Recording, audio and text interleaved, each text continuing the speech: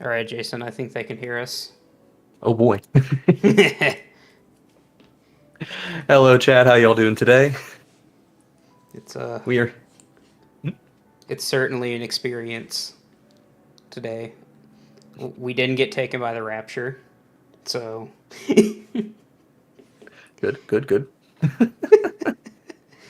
So that's fine and dandy. We're here with Outlaws of Thunder Junction commanders. This auspicious day just gets to have Wild West because why not? Hey, I'm here for it. I'm here for it. Okay. I'm ready for this. Are you? No, not really, but here we are Because anyway. we have to talk about a really bad commander that's right. first. Oh, it's true. We do have to talk about Bad Commander first. Alright, sure. Whatever. Alright, let's start out with Fortune then. Fortune, Loyal Steed is 2 and a white for a legendary creature, Beast Mount. It's a 2/4. When Fortune enters the battlefield, scry 2, and whenever it attacks while saddled at end of combat, exile in and up to 1 target creature that saddled it this turn, then return those creatures to the battlefield under their owner's control. Saddle 1. Saddle is like crewing a vehicle, except for it doesn't turn the, creature into more of a creature. It just gives them a new ability a lot of the time. It just allows them to do things. Mm-hmm. So this is saddle, flicker, mono white flicker. It's really slow. Yeah, it's not bad. It's not bad, but it's not. It really could be better. Good. At 3 mana, it could be so much better. 3 mana is a lot for this, especially since it's only basically going to end up being once a turn. Flicker. Yeah. The other thing that gets me on this is okay. So there's multiple things about this. Let's just point out these negatives because they're really important to point out. 1, Fortune is a 2/4. Not exactly the most powerful combat stat. Saddle works like crewing vehicle, except for you can only do this at sorcery speed, if I remember correctly. Yes. So how it works is you just tap a creature with the power equal to, or any number of creatures with power equal to the number, equal or greater than to the number. So in this case, saddle 1, you just need something with 1 power. Doesn't work with a 0 power creature, but you could pay into the saddle if you have another 1 power for whatever reason. Mm-hmm. That would work. Why would you? But the thing is, so we have to attack. We're going to flicker. And you get it flickered and the creature that saddled it. One of the creatures that saddled it, not multiple of the creatures that saddled it, because we can't oversaddle here. Or at least oversaddling wouldn't do anything for us. Mm-hmm. So it A has to survive combat. B has to have something that's actually worth flickering, because scrying 2 on a flicker is just not where we want to be at. It is distinctly medium. Like, distinctly medium in that regard. That said, this is probably a 3. Like, no, that's kind of where I was at with it. You could do worse. It's meh. It's meh. It's unimpressive. It does have decent support. It's not too hard to make this do anything. It's just, maybe it's a 4, but honestly, I don't feel like it's a 4. I think it's just so easy to disrupt this plan. Ah, yes, Kelvin. You are getting Hello, the Kelvin. correct spirit here. They were decently flexible, but yeah, the commander's really not that good. This is so meh.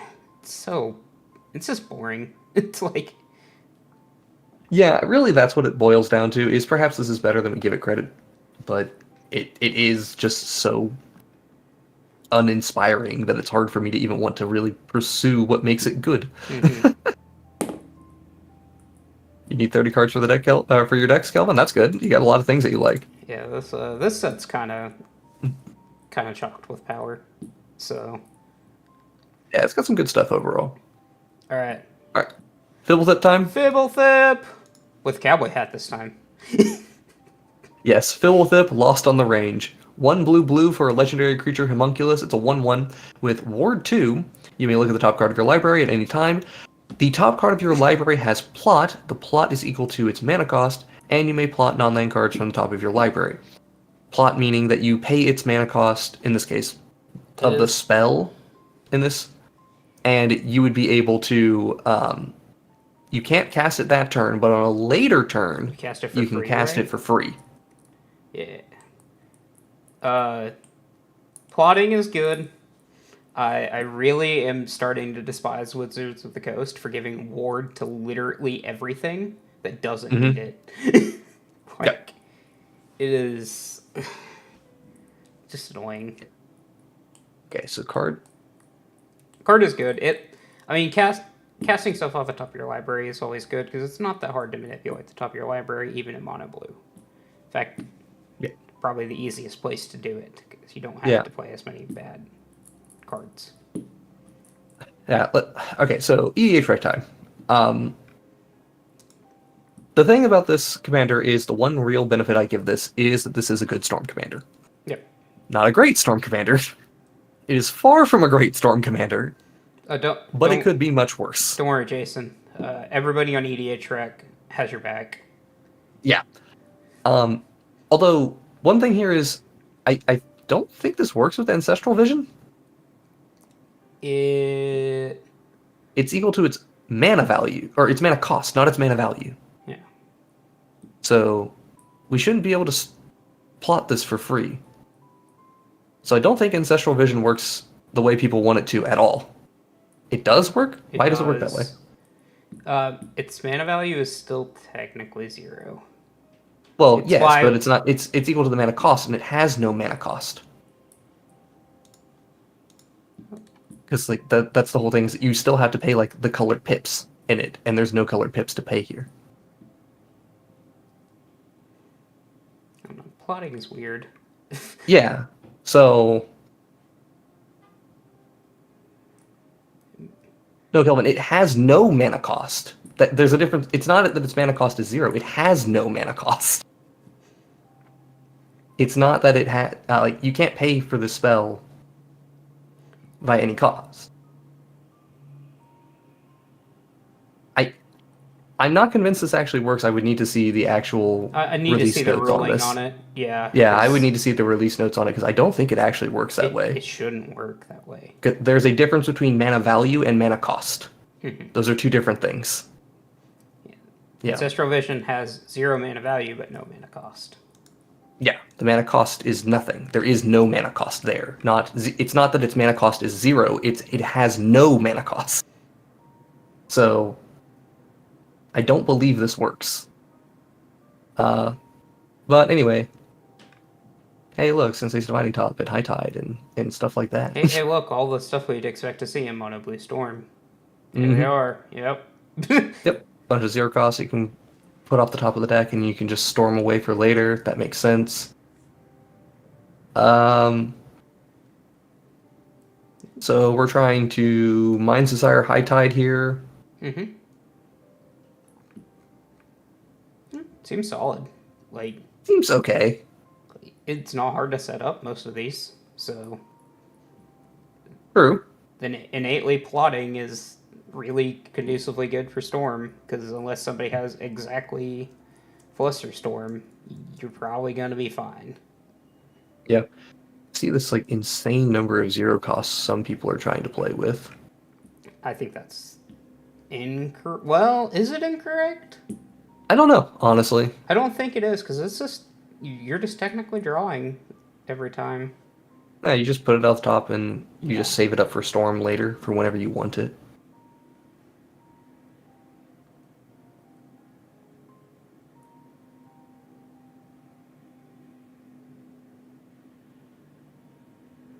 Okay, so if a card with no mana cost is given an alternate casting cost equal to its mana cost by Snapcaster, for example, that cost cannot be paid, and the card cannot be cast this way.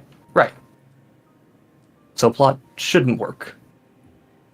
So Oh, 40. oh boy. No, that does work, because plot's an ability. Plot's an ability on the card on top of your library. That does work.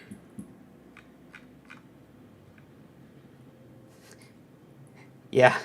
Plot is an ability on the card. Well, plot's a special action, if I remember correctly.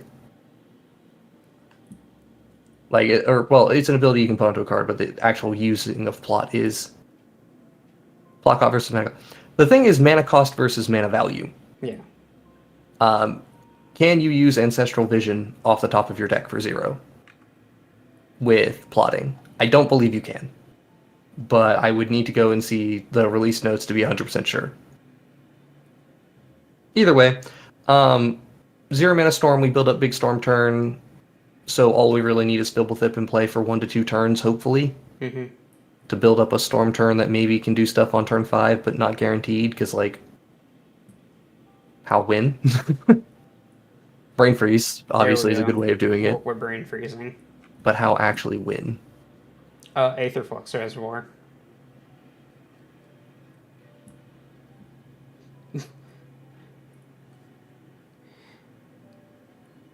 Okay, so its mana value is considered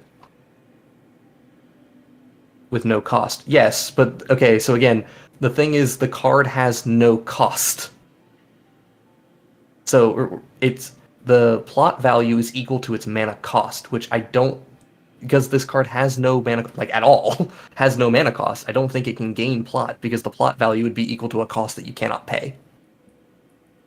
So, yeah, I just don't think it works. But I think innately again, I'm moving on from here. I don't want to talk about that. I think innately that goes to 0, but okay. So 4 or 5, Jason. Mono Blue Storm. I think I can give it the benefit of the doubt. If you are playing it full Storm, you can get yourself to a 5. Okay. I think you can get there. I'm not going to argue with that at all. I think it's a little tough, but there is one build of this.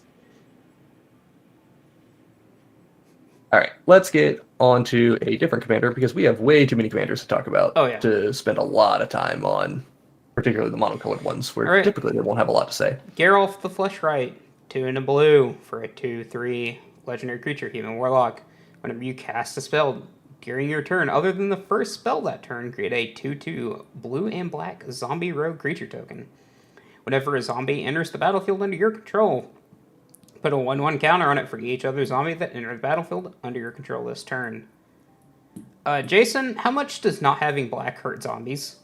A lot. Okay. Just wanted to make sure we're on the same page. It hurts so much. Realistically, we're just trying to storm again, and then we have a couple of zombie payoffs in there.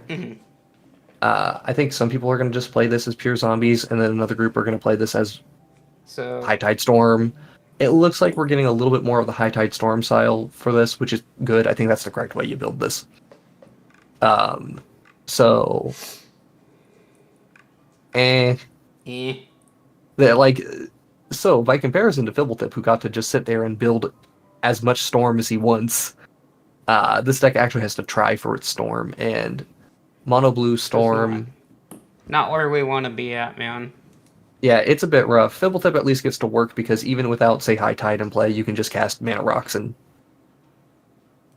generate up enough. This is...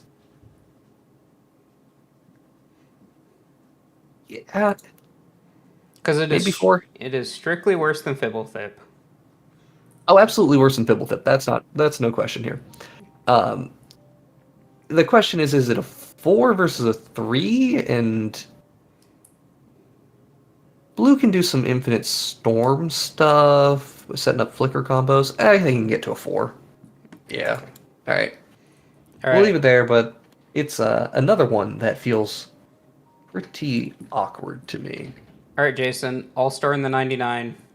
Convince me why this is a good commander. Oh, Gisa? No, I know why it's a good commander. Convince the audience here why this is a good commander. Oh, sure. So, Gisa the Hellraiser, 3 black black for a legendary creature, human warlock. She's a 4/4. She has ward, 2 mana, and pay 2 life. Skeletons and zombies you control get +1/+1 and have menace. And whenever you commit a crime, create 2 tapped 2/2 blue black zombie rogue creature tokens. This ability triggers only once each turn. Okay, so here's the thing: committing crimes in mono black, we're pretty good at that. Mm-hmm. Like, we're real good at that. Yep. It is not very hard to get to what is immediately 10 power in play off of this commander. All it takes is her plus a 0 mana or 1 mana crime. Yep. And that's just good mid range. Like, this is a pretty decent mid range zombies commander. So it's even better though. Because 95% of the time, it's not just going to be 10 power. Oh, it's going to be much more. It's going to be much more. And with menace. I forgot about the... No, the most important part is it gives the zombies menace. Yeah, the menace is really, really nice for zombies. I have... Yeah, Kelvin says that he will Hmm? play her in rogues. Absolutely. This card is just cracked in 95% of black decks. So Yeah, honestly, reasonable card for your rogues deck. 2 rogues. Only 5 mana for this. Now, here's the funny thing. I think this is good above average mid-range value. I think it's like a 6. I don't think it's higher than that, though. I don't. I think you get some good value. I don't think this is doing, like, super crazy combo stuff. It is 5 mana, so, like, we're in that awkward mana cost spot where I almost would rather play something with more mana so I can just dedicate more to my ramp. Mm-hmm. But you're still incentivized to play a lot of ramp just because you need to cast Gisa and then also follow it up with the spell. Yeah. And her ward's really good. Yeah, Chandler just mentioning the ward. The ward cost on her is actually one of the things that's really attractive. Like, it's just... This is going to probably stick in play for a while. So, I think I can pretty easily give this a 6. I don't think I can do a 7. Yeah. And I think that's perfectly fine. I think that as a commander, yes. If we rated cards in the 99, she would definitely go up a couple ratings. Because in the 99, she is kind of insane. Yeah. Unfortunately, she only has, like, 1 build. Unless there's some combo deck that I'm unaware of. You know what? Actually, I'll give her a little bit of value because there's a little more flexibility in that build than I'm giving credit to. But Bravo face reveal? Buddy, we've been here for like at least a month and a half now. we've been doing this for a bit, boy. Yeah. All right. We good to go on Karavek? Karavek, 1 black. Legendary creature, human warlock. Whenever you commit a crime, exile up to 1 target black card from your graveyard and copy it. You may cast the copy. If you do, you lose 2 life. And he's a 3/3.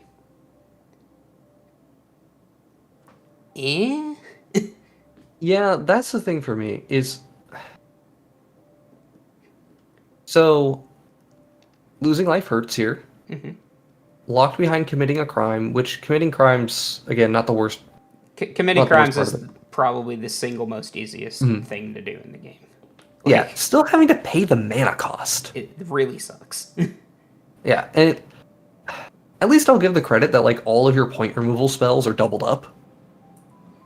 Like, you just, you have to commit a crime afterwards, right? But, like, removal spell, commit crime, removal spell, that commits another crime, do your thing. Like, you can turn 2 point removal spells into killing 4 creatures.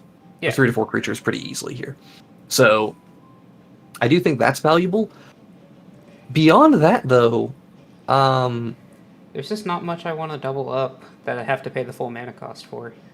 What am I doing, and why are all the lists on EDH Rex CDH? Are we... like, legitimately, why are they all CDH? I don't get that.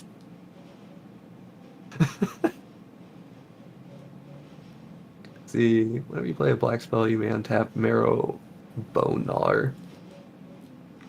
I mean, I get why this is the combo piece that you would go for.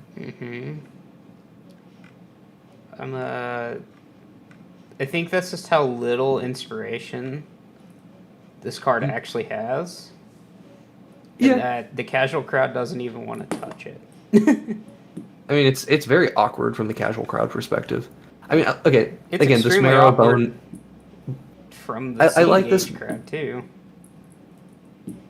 Yeah, it is. I mean, again, I like what this Marrowbone Gnawer thing is doing, because, like, you tap to commit a crime, and then immediately that lets you pay a black spell from your graveyard to untap it to commit another crime. So, like, you can make it this way, so you have a big storm turn. Mm-hmm.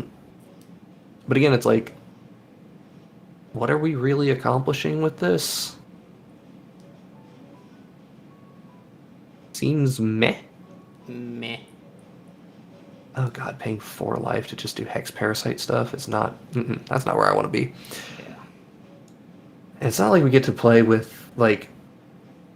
This is one of the things I find with CEDH. Like, the mono-black crowd for CEDH. They really, really want to play with Carc, but they don't want Carc to be in the command zone. They just don't want to go fast. They're trying to not just admit that they're the best deck at going fast. But it's also like, well, it's like there's the die-hard fans of Carrick, and they just try all the things that are similar to him, despite the fact that you are not competing with the speed of that deck. So I don't know. This feels, It's like a 3. yeah, it feels like it barely hits a 3 for me. Yeah. Like compared to Karavik the Spiteful, for example, which is a commander we also gave a 3, and I think I can reaffirm that rating. Mm-hmm. I don't know. It feels like Karavik the Spiteful, despite doing very little, still does more. So I will accept the 3 on this, but that's also because I just don't know where this is going. I have no clue where this is going. Robo, when'd you get in a car accident? Anyway. Alright, Jason. Here's standard Ragavan. Have fun. Tiny Bones! The pickpocket. 1 black for a legendary creature, skeleton rogue with Death Touch. Whenever Tiny Bones deals combat damage to a player, you may cast target non-land permanent card from that player's graveyard, and mana of any type can be spent to cast that spell. It's a 1/1. I'll be real with you, Chief. I actually don't think this is that good. Oh, no. In Commander? No. I think this is distinctly okay. Hence why I said standard Ragavan. Yeah, maybe. Because it's not graveyard hate. That's just one of the things I find very annoying about Tiny Bones. Unless you're casting the spell, it's not removing it from the graveyard. Mm-hmm. So it's not like you get to just sit there and go, okay, well, you can't reanimate your Atraxa. I've stopped you. But no, this is basically a discard deck or a wheels. Oh, you don't get to wheel much in this color combo. Yeah. Because Mono Black has 1 wheel. You have to make people discard. But that's You can better. definitely do the discard. Oh boy. I'm It's almost speeding. like a certain player decided to come back and play it as a discard deck. I'll let Weird. everybody who knows the extended SmoothBrain lore figure that one out. Yeah. Deck's okay. It's mono black mid-range It's discard fine. stuff. It occasionally does some stuff. You really need to get evasion on Tiny Bones, which is not the most difficult thing to do. We have gotten a little bit better at that recently, but not the best at it. I would say probably in the 4 category. I mean, it is also 1 mana commander. That's Yes. not irrelevant. You know, it is not irrelevant that you can just sit there and go, oh, hey, you played a 1 mana spell, or like, somebody may sit there and go, okay, cool, I'm going to Lotus Petal on turn 1, and you're going to go, that's great, I would love to have an extra Lotus Petal, thank you. Mm-hmm. Would we like to, would you like me to use your Lotus Petal and then recast your Lotus Petal later? Sure. There's some stuff you can do there, but it's not the most powerful thing that's going on. Yeah. Tiny Bones Voltron, sure. Mono Black Voltron's still just not good. Yeah, 1 mana 1/1 Voltron is typically not where we want to be. Also, It doesn't work great, Mono but- Black because I don't get to tutor any of the stuff I actually need. Yeah. Now, the good news is at least this deck is pretty open-ended on how you play it otherwise. Like, you just need to make sure stuff goes to their graveyard. But anyway, Vladimir, Vladimir time? New Blood, Vampire Rogue 2/2. Whenever you commit a crime, put a 1/1 counter on Vladimir. Vladimir. I keep saying Vlad for obvious reasons. Sad Vlad. As long as Vladimir has 4 or more 1/1 counters on it, it has Menace and Lifelink. Vladimir. Okay, so our reward for committing crimes is eventually getting to a scaling 6/6. It can scale up higher, but a 6/6 with Menace and Lifelink. For 2 mana, this is not the worst, but it only triggers once each turn. So I can see a scenario where I'm like, turn 4 this is turned on. But yeah, I think a lot of the situations where this card is turned on is a result of Orcish Bowmasters. Yeah. Which is like, The best that's crime fine. commander. The commander does get 1/1 counters on it, so there's Agatha Soul Cauldron angles if we want to work with that, which means Eater of the Dead becomes more enticing. Yeah. It's okay. It gets to a 3. It's like meh. I think it gets to a 3. It barely squeaks in there for me. It can do some Agatha Soul Cauldron things, which is one of the strongest things you can do in Commander, so... Yeah. And, again, we're kind of open-ended on how you build a deck, so it could be worse, but we could be so much better. And, honestly, I want to get to the multicolor commanders, because there's a lot of good multicolor commanders here. The monocolor commanders have been a little disappointing. Calamity, Galloping Inferno, 4, red, horse mount. 4/6, with haste. Unfortunately, they don't show us the meaning of haste, but... Whenever Calamity attacks, while saddled, choose a non-legendary creature that's saddled at this turn and create a tapped and attacking token copy of it. Sacrifice that token at the beginning of the next end step. Repeat this process once. You get 2 good tokens that are the copy of the thing. Hey Jason, I would like to get 2 token copies that are tapped and attacking of an ancient copper dragon. I'll just take 2 Docksides, thanks. That also works. Either one works, honestly. Yeah, honestly, like, this is fine. I don't think there's a lot of ways that we just end the game off of 2 creatures entering the battlefield, but I think you can generate enough value here that you're not going to feel bad for playing this, and this is a mono red commander that does encourage us to just go all in on casting the biggest, dumbest things we can do. Mm-hmm. And because it already has haste, like, we're not feeling too bad about it. No, I like this being my curve topper. Just like... Yeah. 5 into this being 6, and then saddling, making 2 things of my 5. Pretty good. Mm-hmm. Yeah, it is very mid-range, though. It's just kind of generating some value, kind of doing some things. Depending on the cards you draw, maybe you'll do well. We're in mono red, so we're not that consistent. Mm-hmm. That said, we could be significantly worse. 4. Yeah, feel pretty good about a 4 there. Slightly below average. Alright. Magna! You're infinitely worse than your other version. I'm sorry. Because there's no infinites. Alright. Magna the Horde Master. 1 and a red for a 2/2 legendary creature, Dwarf Berserker. Whenever you commit a crime, create a tapped treasure token. This ability only triggers once each turn. Sacrifice 3 treasure tokens to make a 4/4 red Scorpion Dragon creature token with flying and haste, activate only as a sorcery. Awesome type line. We love to see activate only as a sorcery on stuff where it doesn't actually... where it shouldn't be. I just realized, for some reason, they chose not to make Magda an outlaw. Yeah. Despite being the Brazen Outlaw previously. Mm-hmm. Interesting decisions. I mean, yeah, the drip is 100% better. Agreed. Does have cowboy hat. Very important.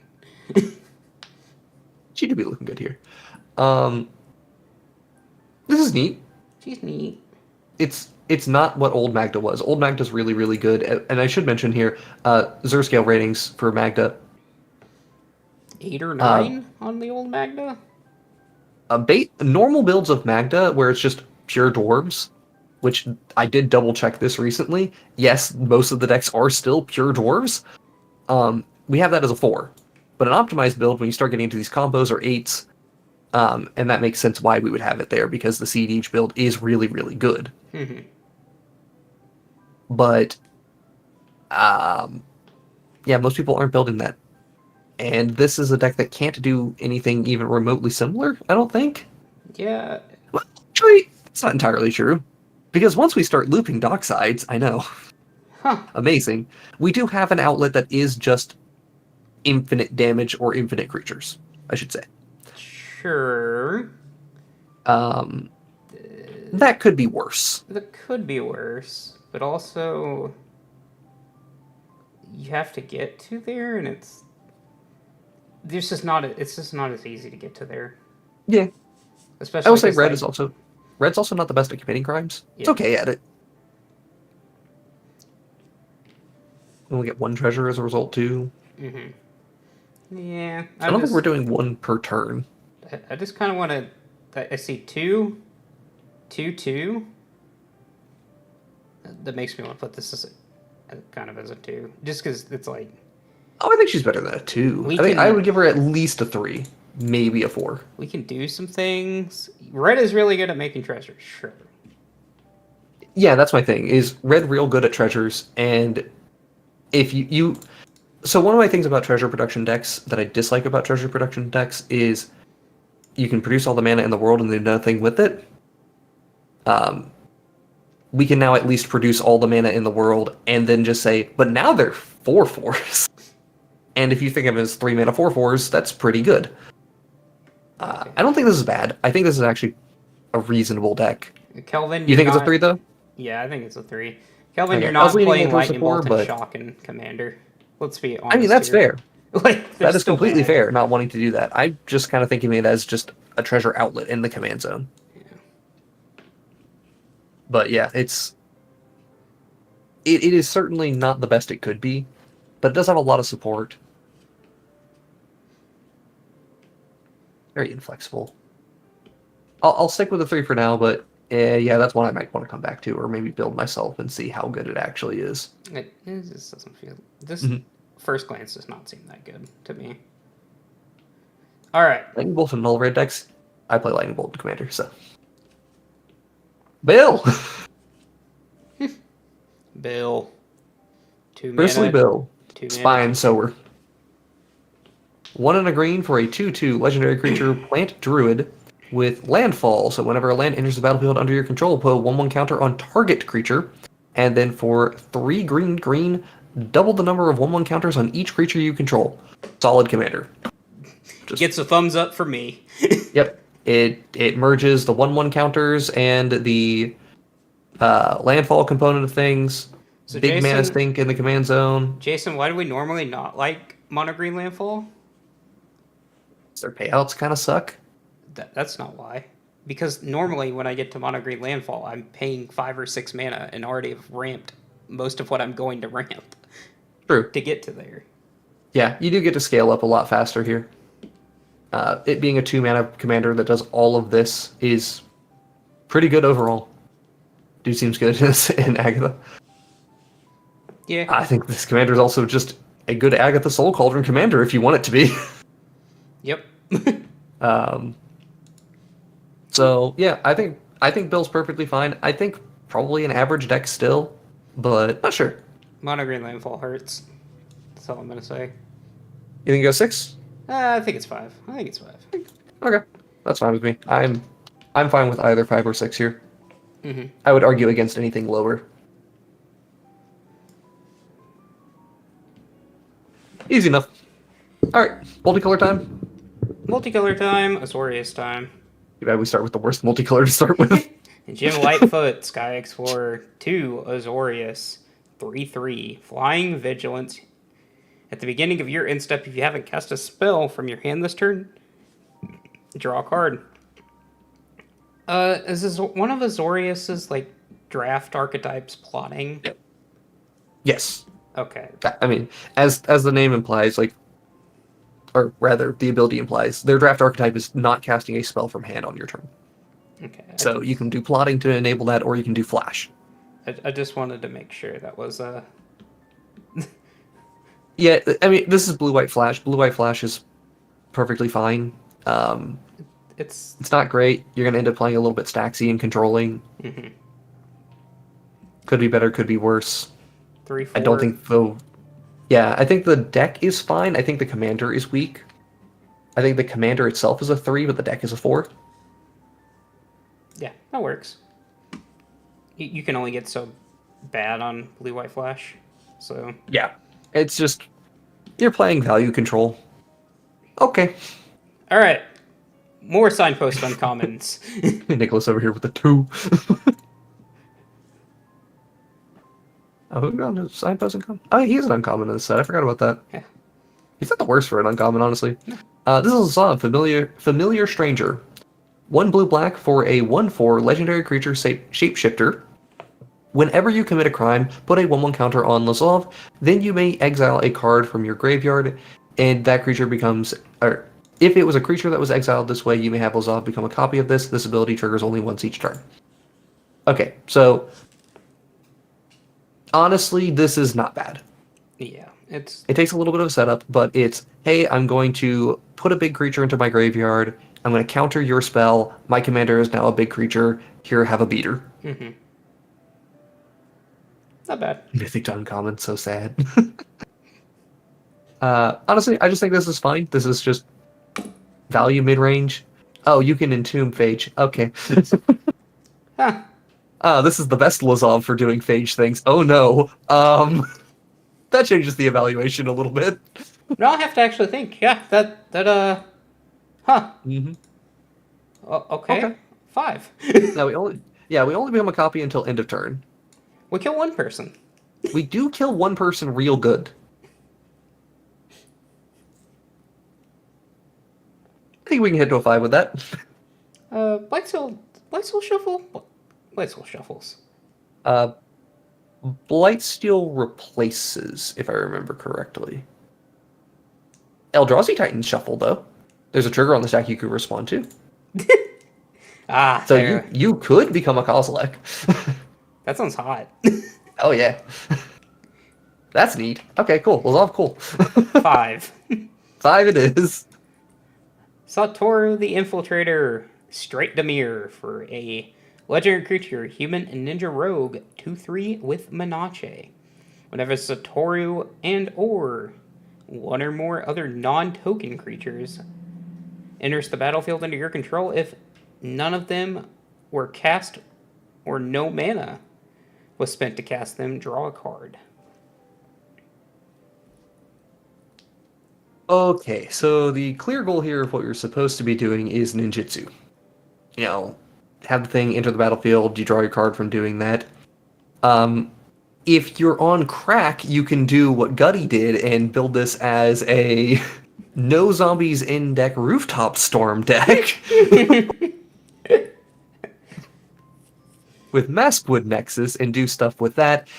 I bring that up purely because it is worth mentioning that you can actually do omniscience things with Satoru, and it's actually reasonable. Yeah, it's pretty solid.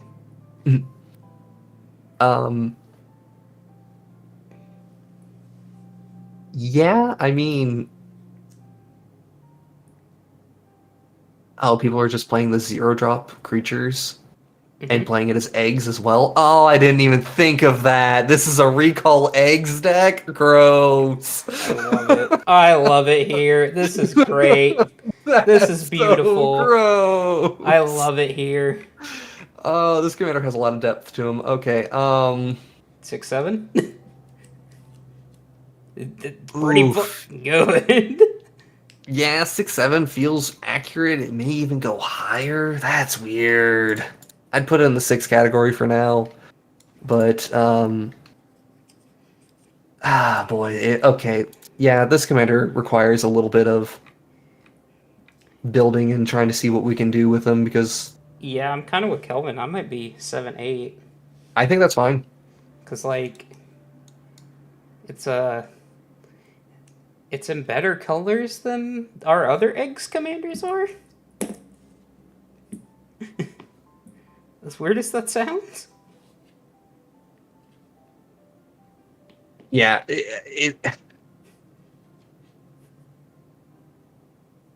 it's weird.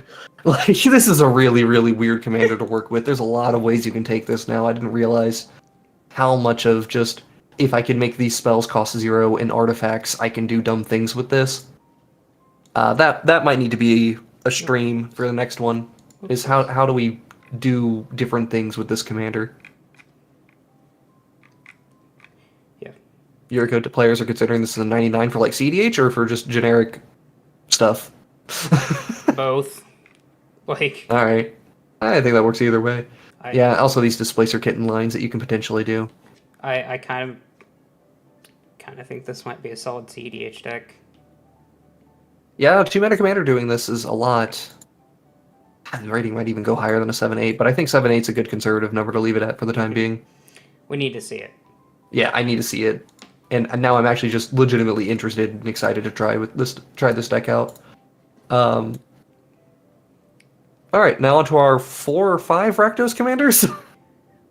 I count 4. Here's a cool, the Unrepentant double Rakdos for a legendary creature, Scorpion Dragon Rogue. This is totally a dragon, guys. 5/5. Really, dragon, not a demon. 5/5, Flying Trample. Sacrifice 3 other creatures. You may put a creature card from your hand onto the battlefield. Activate only as a sorcery and only once each turn. Jason, why did it have to have both of those lines of text? We were so close to greatness. There's a lot of things about Akul that I don't like. I do think Akul does some cool stuff, but okay, so things that kill me about this commander.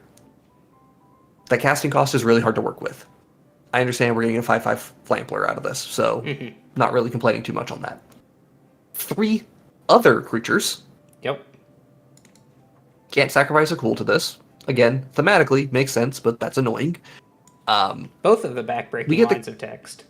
Yeah, activate as a sorcery and only once each turn. Also, the creature we put into play doesn't have haste. Yep. Like, I feel like we should get haste for our costs here. Like, legitimately, is that too much to ask? No. It shouldn't be. Yeah. Because, Anyway, like, that said... even putting this in the limited environment, that shouldn't be too...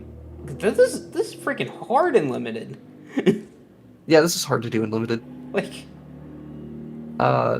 Let's go to the EDH page for a bit, because, like, let's talk about this. We did just get a lot of token producers. You can sack Anchor. Yes, you can. We did just get a lot of new mercenary token producers, so that does help us quite a bit. There's also plenty of cards in like red and black that can produce 3 tokens without too much difficulty. But again, it's like, I'm going to pay 4 mana to then show and tell out a different creature that's of reasonable casting cost, 2 cards to get 1 down. It's okay, could be better. Again, no haste, so Bane.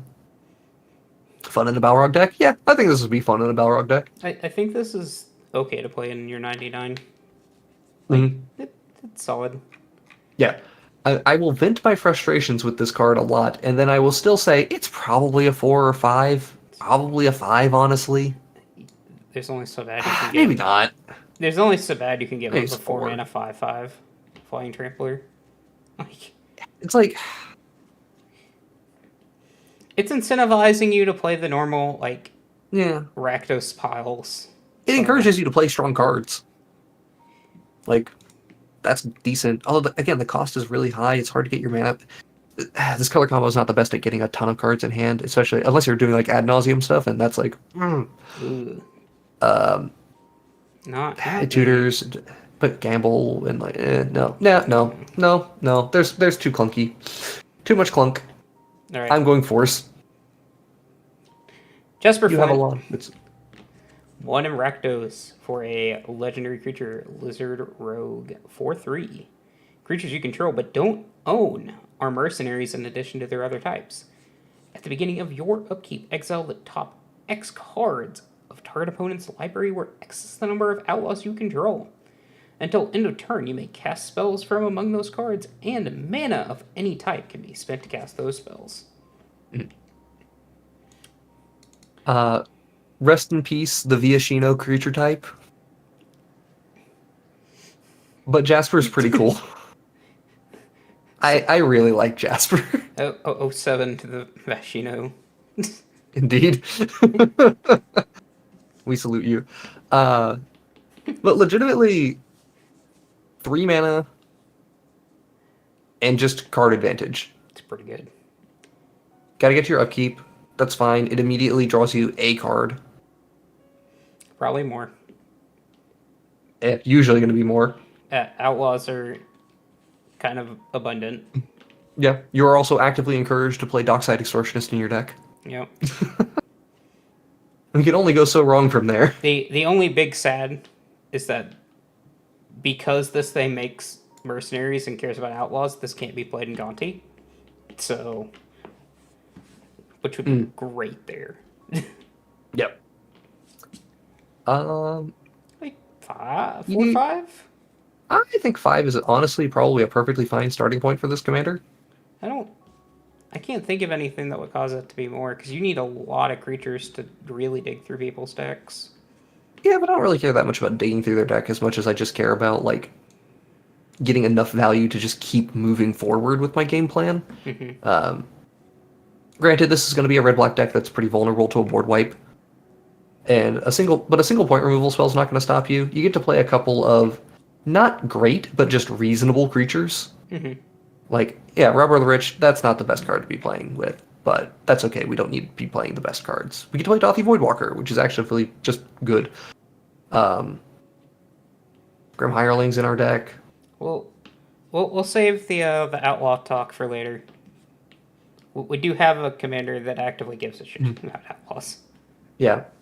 Also, for what it's worth, this is a beginning of your upkeep trigger or commit a crime. Yeah. Which I don't think there's enough crime payoffs to just constantly warrant them in the deck. There's Gisa. What do we think of who's this Aurora of the Storm? Eris Aurora of the Storm. I don't know who that is. Oh, that's Off the top of my head. that's the new is it secondary commander. Oh, the one that requires you to cast a bunch of or get different mana value spells in your graveyard, and then it reduces the cost and makes 4/4s. That one. Yeah, that one. Pretty good commander. We'll get to it though. Yep. Right now, we're still on our Rakdos stuff, and we are 4 away before we get to Is It. So we will get there soon enough, though. Dose. Actual factual Rakdos, the muscle. Yo. Rakdos the Muscle is 2 black, and a red for a 6/5 legendary creature demon mercenary with flying and trample. Whenever you sacrifice another creature, exile cards equal to its mana value from the top of target player's library. Until end of your turn, you may play those cards and spend mana of any color or any type can be spent to cast those spells, and sacrifice another creature to tap Rakdos, give him indestructible, activated only once each turn. Don't worry about it. Jason already knew that I had to highlight it. Don't worry about the once a turn clause. Honestly, we don't care enough about that in Rakdos.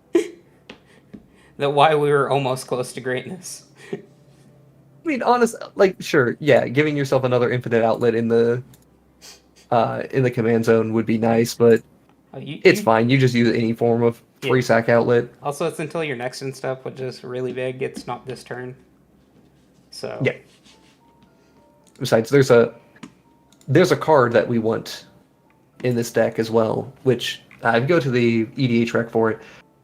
We need to talk about and really just break down Forsaken Miner, because Forsaken Miner is going to come up a lot. So Forsaken Miner is 1 black mana for a 2/2 creature skeleton rogue. It can't block, and whenever you commit a crime, you may pay black. If you do, return it from the battlefield or from your graveyard to the battlefield just play. It doesn't matter if it's tapped or not. The reason why this is so important is because this is another 1-card infinite with Phyrexian Altar. Sure. So if you put anything that cares about, any sort of sack payout in the command zone, and that means literally every single one of our sack payout commanders just got better. Because Forsaken Miner is a very, very easy combo to set up. And this is the reason why I look at Rakdos and say, I really don't care that much about Rakdos needing, or, not being able to go deep on the sack outlet side of things. It's fine, because I'm still going to be able to just do this loop, which mills out your entire opponent's deck. And this is gross.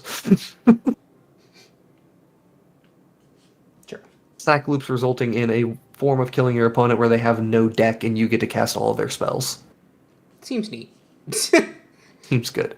That alone is just good enough that Rakdos is one of the better commanders in this set. 7, 6. So, I can do 7. Oh, how the mighty have fallen, Jason. The mighty Oh, in what way? Vile Smashers have fallen. No, File Smasher? I mean, File Smasher was never all that mighty. So, Vile Smasher, Gleeful, Grenadier. I can't remember if it's Grenadier or Grenadier, but whatever. It's black and a red for a 3/2 legendary creature, Goblin Mercenary. Whenever an outlaw enters the battlefield under your control, she deals 1 damage to target opponent. Neat. Neat. Cool. 2, maybe 3. 2. I don't think there's any infinite I'm not thinking about aside from Dockside looping, right? Like it's just Dockside looping. That's it. Yeah, and it's like, okay, for Dockside looping, do we need this as our way of winning the game? Like, this guy goes infinite with the ham sandwich. I mean, exactly Dockside, and that's it. Yeah. Okay. Okay. I guess I must ask, what are the other things that go infinite with this? Because I don't really know many creatures that are outlaws that go infinite here. Because also, I'm gonna be real with you, Chief. You could print this ability like as a commander, and it just not have the outlaw clause. Like, it's just any creature entering the battlefield under your control, and it would still be just kind of fine. Things. I'm not a Rakdos player. All right, that's enough. Thanks, Chief. That's enough to go on to the next commander. Do be enough. All right, give me a second. I need to write down Vile Smasher stuff, but you go ahead. All right, Jolene, Plundering Pugilist. Plundering Pugilist. Yep. 1 and Gruel for a legendary creature, human mercenary.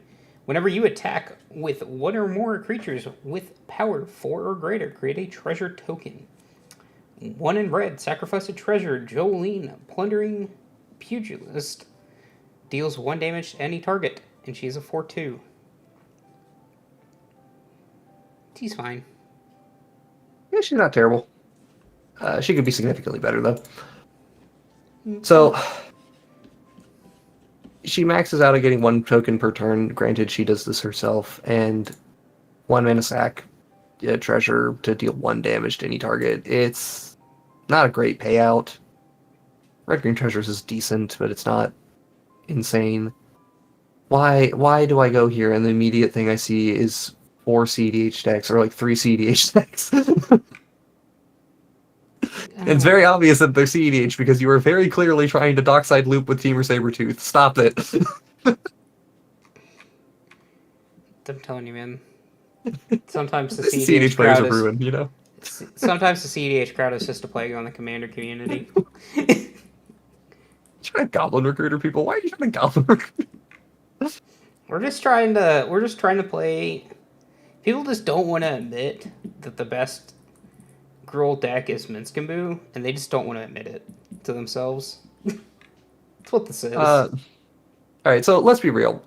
Do we even want to think about CDH in this regard? Because we don't have enough data to say... I put it at a 3, Jason. You put it as 3? Okay, I think that's fine. That is A-okay with me, Chief. All right. Okay, All right, Jason, best artwork in the set. Roxand does have good artwork. So, this is Roxand Starfall Savant. 3 red-green for a legendary creature, Cat Druid. She's a 4/3. Whenever she enters the battlefield or attacks, create a tapped colorless artifact creature token named Meteorite with whenever a meteorite enters the battlefield, it deals 2 damage to any target and tap for any color of mana. And whenever you tap an artifact token for mana add 1 mana of that type to that artifact produced. So she's doubling up your artifact token mana production. Specifically, icy manoliths, treasures, and meteorites. Yeah. So this is real important. How far into the CDH sphere have we gone with this commander? Because this is one of the ones that is like probably the best CDH commander out of the set. Not extremely.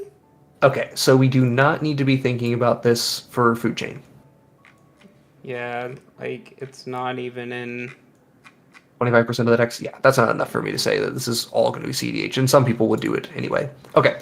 For those of you unaware why I'm talking about this for CDH perspective, we don't include CDH in this scale unless we have to, because CDH does sometimes influence the casual builds of a deck. You know, it's kind of hard to look at Winota builds and not see a whole bunch of CDH decks. So, or Najila not see nothing but CDH half the time. Right. And that sometimes it's just because CDH is the most prevalent thing. CDH is not a significant enough portion of what this commander is doing for us to view this from the CDH perspective. So what we're going to view this is Gruul artifact tokens from a casual perspective. Which is okay. And honestly, not bad. It's okay. It is perfectly fine. For anyone who has not played with the actual factual card Meteorite, that was a perfectly fine card in Limited. Like, it wasn't great, but it was okay. I don't think I've played with that card since like 2015, though. So that being said, I get it for free, and it makes 2 mana. Yeah, I'll play it also it comes then. in. Yeah, it's perfectly fine overall. The treasures are kind of the nice thing here. Really, we're just red-green treasures with a Meteorite top end. It's okay. This is perfectly fine. I think this commander falls somewhere in the 3 to 4 category when you're playing it normally. I'm gonna say 4. Mm-hmm. Just because you do have the chance to go food chain. Yeah, that's fair. I think putting it at least a 4 is perfectly fine. I do think this is actually a rather inspired deck, and I'm interested in playing it. But I do agree that the commander is not the most powerful thing out there. In fact, I would make the argument that like the support of the deck is really, really good. It's the commander's just not that strong. But so I'm gonna give her individual power a 3, but the deck itself is a 4. Hey Jason. Yeah. I heard you really love Signpost Uncommons. I love Signpost Uncommons so much, especially when they're legendary creatures that gum up our set reviews. So, this is Miriam Herd Whisperer. This is green and a white for a 3/2 legendary creature human druid. As long as it's your turn, mounts and vehicles you control have hexproof. Whenever a mount or vehicle you control attacks, put a 1/1 counter on it. This is a vehicles commander. I fucking hate it. It's instantly a 3, because I'm not reanimating a Paramicon. It might be a 2. Yeah. It's actually probably a 2. Vehicles are that bad. Yeah, I would say this is a 2. You played this as fairly as possible, this is a 2. Ted doesn't even know this existed.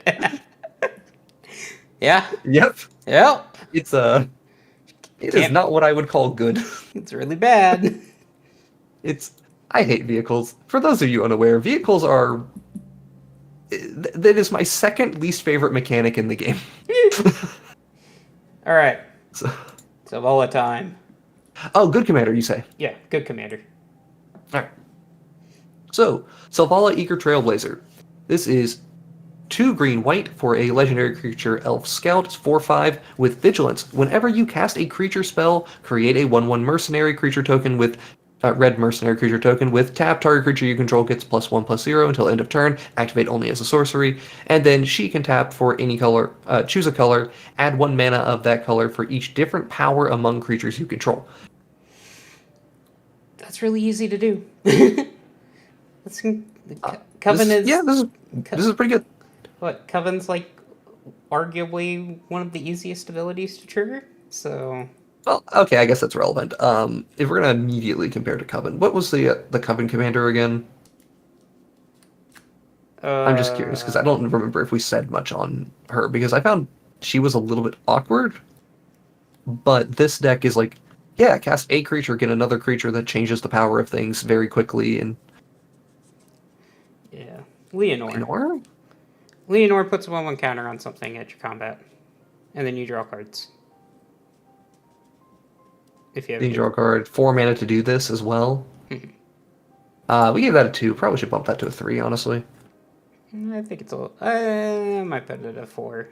I think Coven's actually like pretty easy to do, and then that's just consistently drawing cards each combat and putting 1/1 counter on something.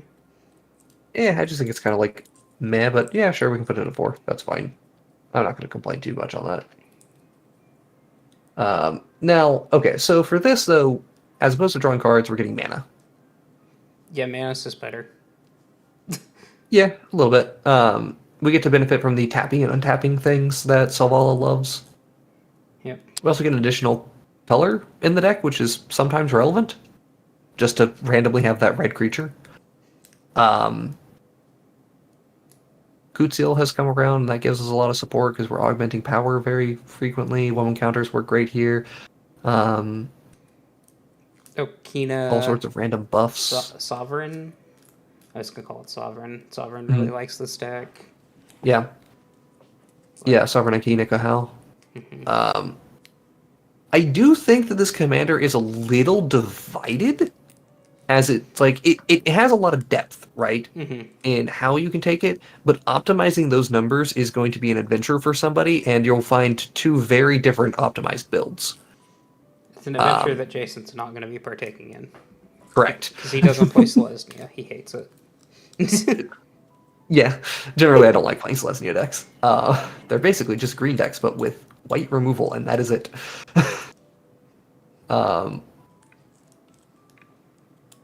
Yeah, I'm not too sure how actually strong this is, but it does seem solid. Like, the card's Definitely good at least a enough, I 5. want to put it at a 5.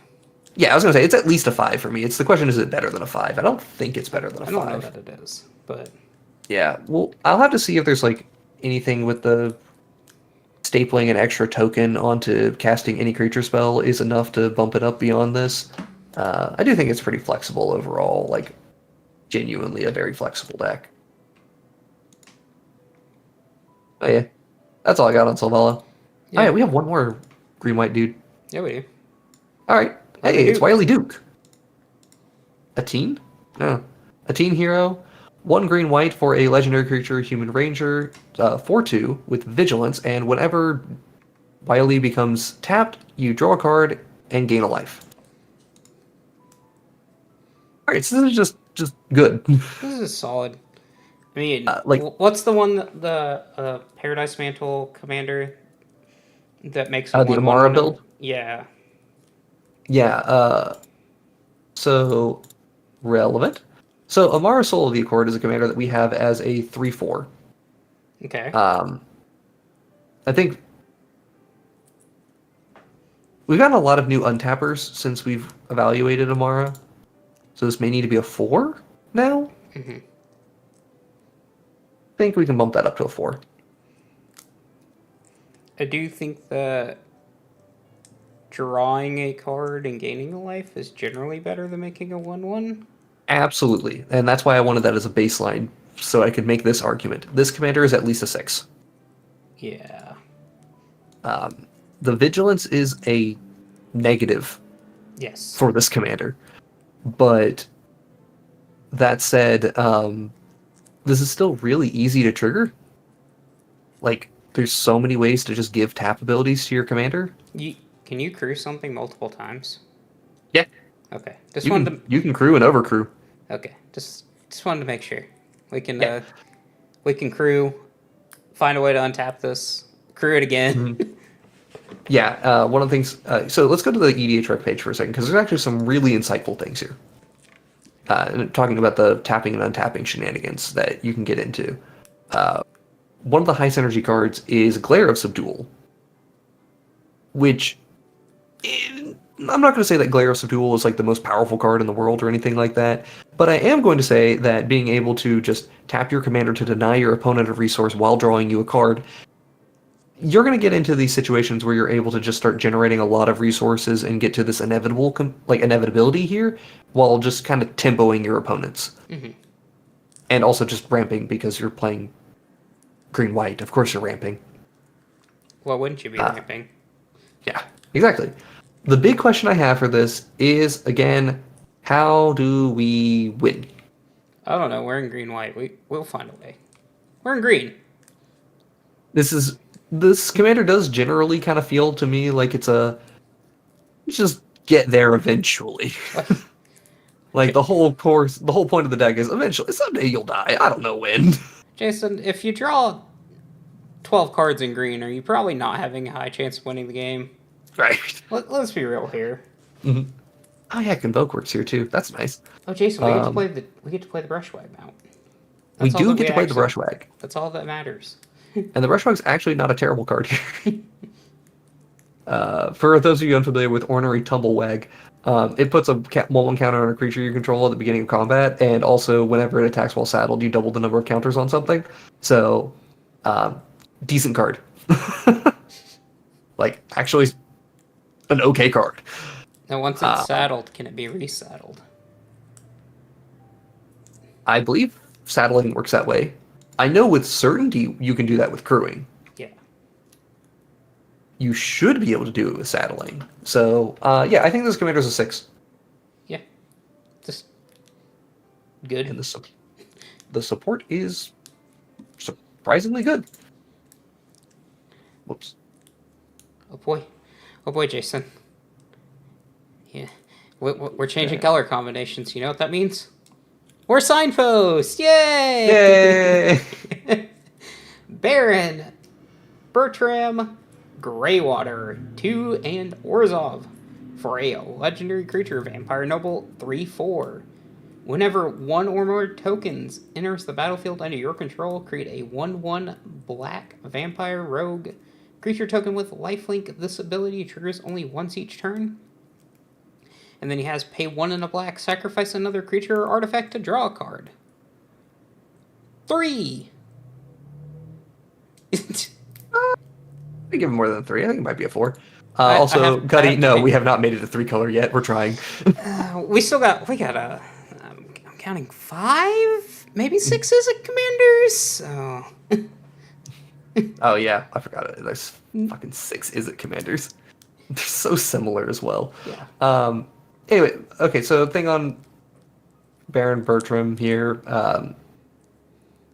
I must give credit where credit is due. This is an excellent card to play with Smothering Tithe. Anyway, the commander doesn't offer a ton. It's just offering you an additional body, which will be used for sacrificing stuff. It works very well with treasures. Mm-hmm. Why is the only deck here a CEDH deck? How are you generating infinite mana to make this work? You're not. Yeah, I don't. You're don't trying to you're trying to convince yourself that you shouldn't just be playing Bartolome. Mm-hmm. But I do see what they're trying to do. At least. Well, you need another sack outlet to make that work, though. Because, I mean, if you sacrifice Baron Bertram, bring him back, make another copy, then you get another token, and you can keep doing loops that way and get a progressively wide board in the process. But if you're already doing an infinite sack loop, you just add in 1 damage piece. It's, like, fine. Okay. Yeah, Baron's, like, fine. Did you want to give him a 2, or what was it again? 2, 3. I think he's a 3. He barely gets to be a 3. Yeah. Just because he plays good cards and the card that he makes is okay. Right. Our favorite POS from Kaladesh. Hey, Gumball, however you want to say his name. Gumball, Profiteering Mayor. He is 1 white black for a 2/4 legendary creature, Human Advisor. Whenever one or more tokens enter the battlefield under your opponent's control, for each of them create a tapped treasure token, or create a tapped token that's a copy of it. This ability triggers only once each turn. And then whenever one or more tokens enter the battlefield under your control, each opponent loses 1 life and you gain 1 life. So it's 1 or more, so that's relevant in case you make 4 tokens, you only do 1 damage. But for your opponent's stuff, that's interesting.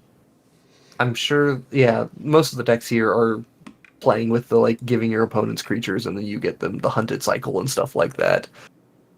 Sure. Playing with, like, combat calligrapher to give your opponents 2/1s and Chadrix, and you play the political game while still gaining on your side, and just it's all sorts of neat. Cool, I guess. Yeah, you only whenever 1 or more tokens enter the battlefield. Wait, for each of them, you make 1. Okay, good. Wait, Jason, I get 2 wedding rings? Yo. Oh. We're getting married all over here. Let's make sure if it's not a token, you get to do that. Okay, cool. So you get 2 wedding rings. Interesting. Neat commander. The draining's okay. I don't immediately think of any loops we're doing that just kill on the spot with the token. Well, actually, no, that's not true, because you can do Pugilist Plunderer loops, and that's a kill. So, 4-card combo with Pitiless Plunderer. Only 3 mana for this commander? Yeah. That's pretty good. 2/4. Solid. Solid commander. Yeah, probably 5. Yeah. I think we hit average. Which is good, because compared to its normal, or its peer,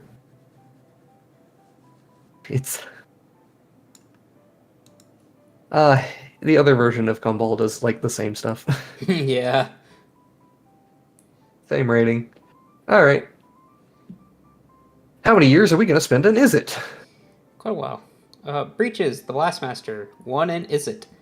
For a legendary creature goblin pirate, 3/3. Whenever you cast your second spell each turn, you may sacrifice an artifact. If you do, flip a coin.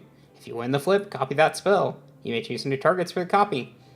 When you lose the flip, Breaches the Blastmaster deals damage equal to that spell's mana value to any target.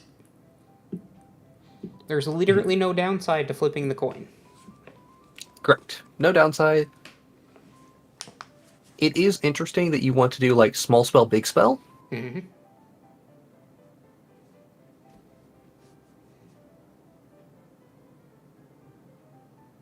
There's a lot of interesting things we can do here. Also for V, yes, you can summon have somebody else's creature and do cool stuff with that. That's for working with the combo. But so we flip the coin.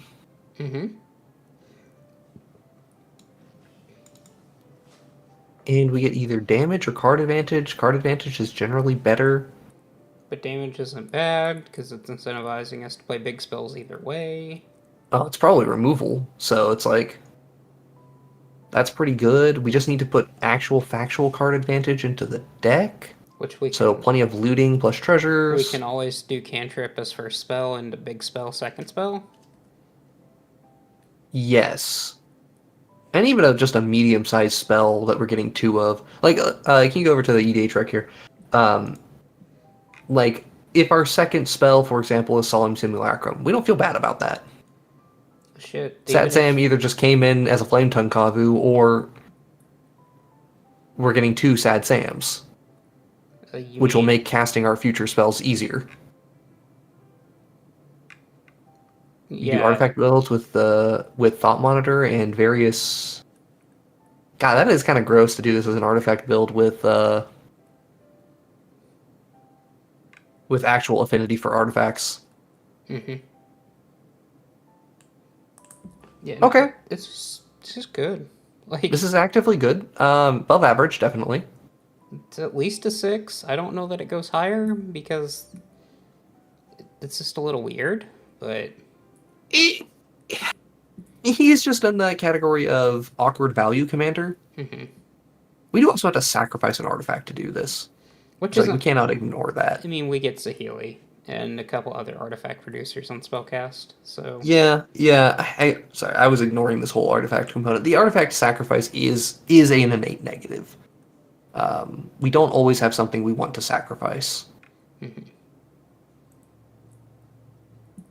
Oh boy.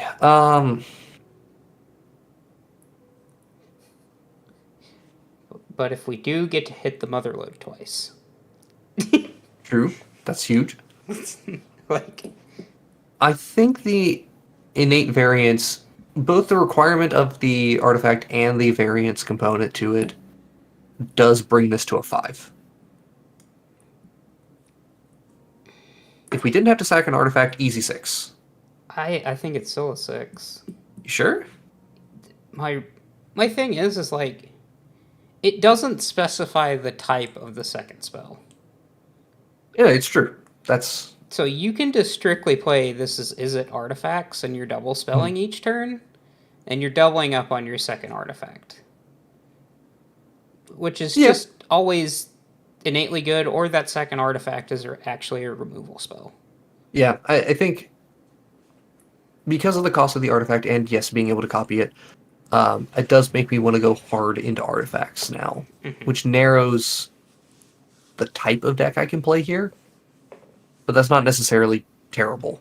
It is artifacts, which is already just innately a pretty good deck. All right, then sure. We will bump it up to a 6, and we will say that the deck is a little more narrow than I would like. Did I just completely go over Eris? No, we talked about Eris now. No, on my my pulling up of the commanders earlier, it just completely went over. It was like, oh. Who's... Oh, yeah. Also, there is no EDH rec for Eris, so purely our own thoughts here. All right, where's Ethan at? Phone a friend. But no, I'm not phoning a friend. This is an intervention that's about to happen on him playing Spellslinger. Ethan, this is the only Spellslinger deck you're allowed to play from now on, because it is the most fair. It is the most fair and quite fun.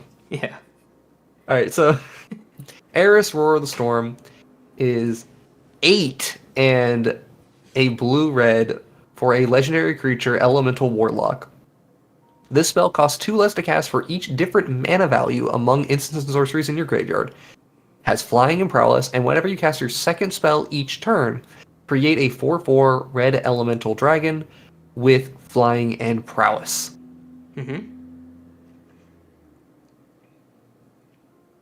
Sounds pretty good to me. Gale with the red background, Octavia. That's a lot of different things going on there to say that comparison.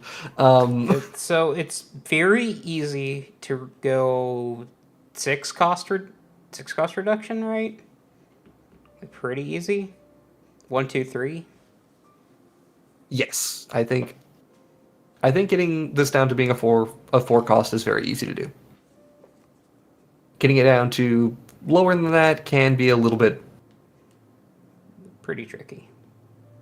Yeah, getting it to the 4 and the 5 can be a little difficult, depending on how much looting you're playing, which this deck does want to go heavy in looting. Decks like comparable for it. I mean, this is the thing, like the closest comparisons we're going to find here are a lot of the double casting decks. So like Jolene, for example, because that's the core mechanic you're playing with, except for we want to be a looting heavy version of it. As for like Octavia, I wouldn't do a 1-for-1 comparison with Octavia, or to try to use Octavia as our entry point here, because Octavia, quite frankly, plays a lot of really bad cards. It just Octavia is such a rough deck to try to make function. So I think this is much easier to work with than Octavia. I think this is like a fine average deck. Can I just flat out say that? Yeah, I'm trying to think. So turn 1, cast cantrip. Turn 2, cast looting spell. Turn 3, maybe play commander if you're lucky. Probably just playing a setup spell. Turn 4, commander, and if you can play a 1-drop, you're in a great spot. Which I don't think is that hard to do, because your turn 3 can just be a ramp piece. Yeah. But it does tell me that this commander, despite the fact that we can get the cost down, we're really coming online on turn 4.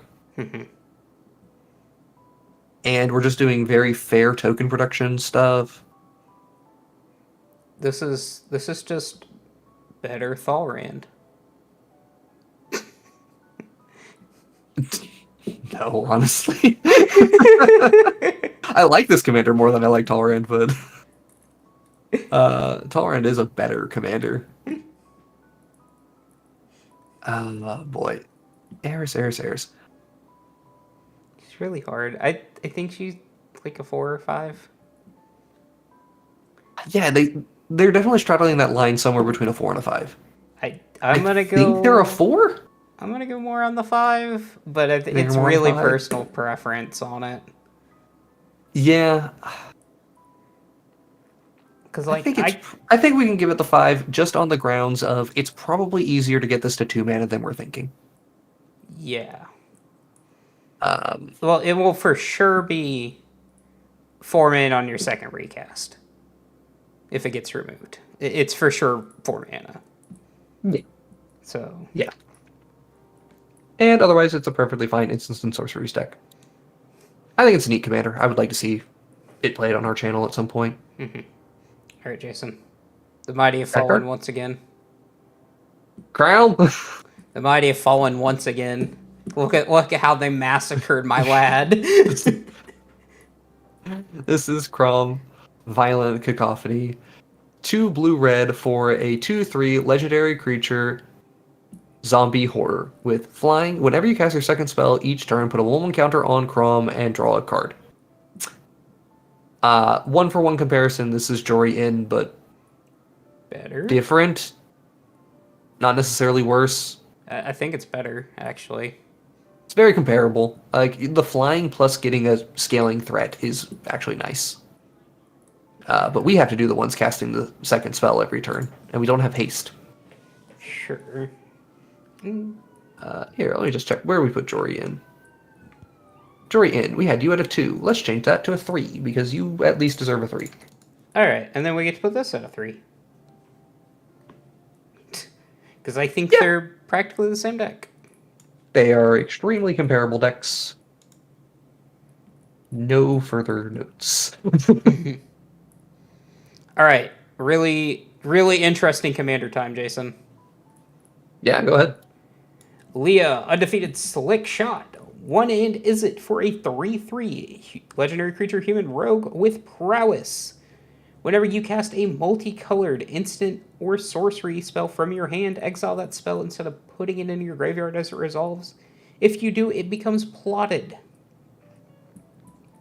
Reminder, means we can just cast that spell on a later turn at sorcery speed without paying the mana cost. Yep. Busted, no. Interesting, yes. It's not hard to set up. It only works with multi-sorcery. Multicolored. It's still not hard to set up storm turns, though. It's not like big combo storm turns, though. It's like value mid-range storm turns. Like, a lot of the... So, we don't want to play, like, multicolored instants and sorceries that are, like, counter spells, for example. Mm-hmm. No. So, we're not a counterflux deck. Because you can only cast your plotted cards at sorcery speed. So, then we want removal spells. Where Prismari Command, Beacon Bolt, Is It Charming, and that such like. Yeah. Perfectly reasonable. A lot of them count the number of cards in your graveyard, but that's okay. Expressive Iteration, love to see it. Flame of Anor, we're not a wizard, are we? No, we're a rogue, which is awkward. Because Flame of Anor is a really good card to play in this deck, but I'm sure there's more than enough wizards to make up for it, I'm sure. Super cool mid-range deck. Power-wise, probably a 4. I think it's just neat. Yeah, it falls below average, because, like, you'll do some okay stuff with it, but I don't think you're breaking anything. It's just okay. And it's got like one build as well, so it's not really going to improve that much over time.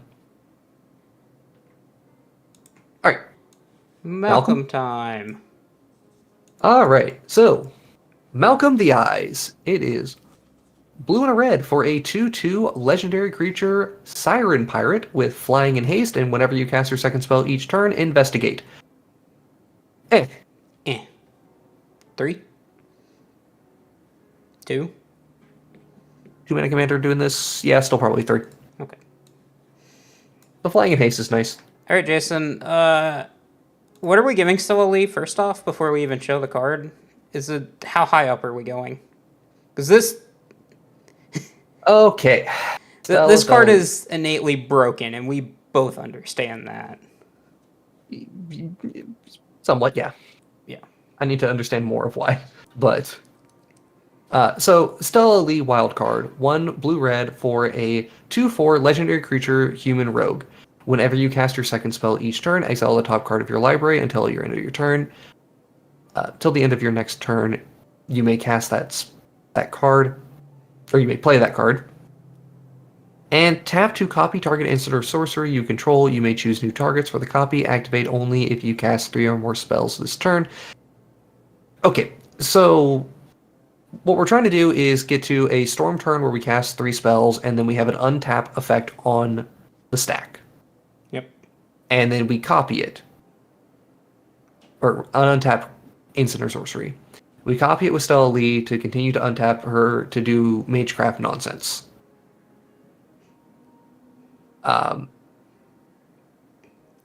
We are only copying.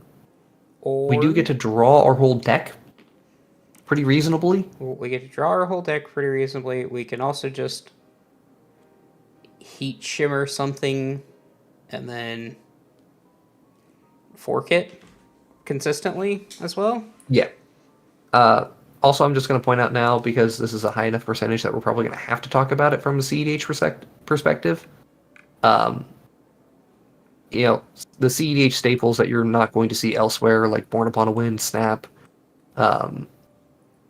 Mystic Study, Mystic Remora, like all of the core CEDH package is here, and it's in about 70% of somewhere between 40 and 70% of decks. Yeah, this is, or 50 and 70% of decks, which instantly raises our Hellraiser rating. Yes, because CEDH, or at least the CEDH build, is either common enough, or the CEDH components are so powerful they're influencing the normal builds of the deck. So one way or another, we're going to talk about it.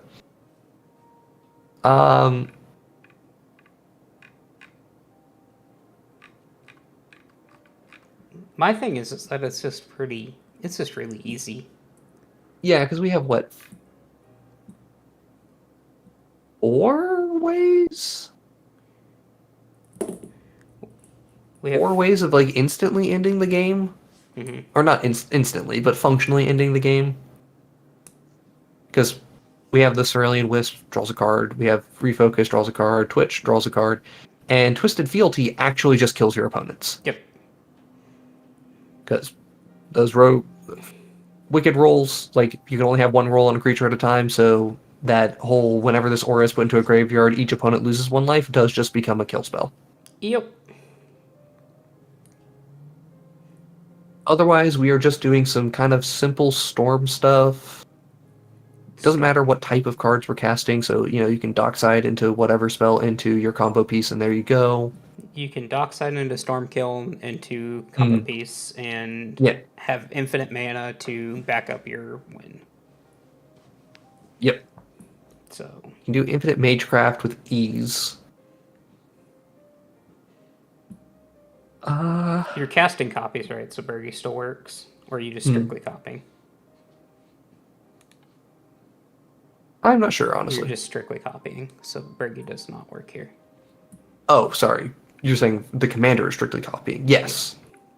Yeah, so that's what I'm saying, Magecraft triggers. It's not, you don't get to just gutter snipe kill people. Sorry, Gutty. But it's still good. Really good. It is very, very good. It gets into that broken camp of things. It's So It's baseline 8. It's so innately easy to break. I was already going to put it at an 8. Mm-hmm. I think this is another critical mass deck though, and it's not hard to win the game, but the pieces do need to work correctly, if that makes sense. Mm-hmm. I do see some innate clunkiness to this deck. I don't think it's terrible clunkiness though. Like 3-mana commander requires tapping to do its ability to do the thing. There's responding that you can do. There's plenty of points of interaction. But yeah, I think we can give this baseline 8 and call it that it's pretty good at that. And I don't know if we need to give it much more than that.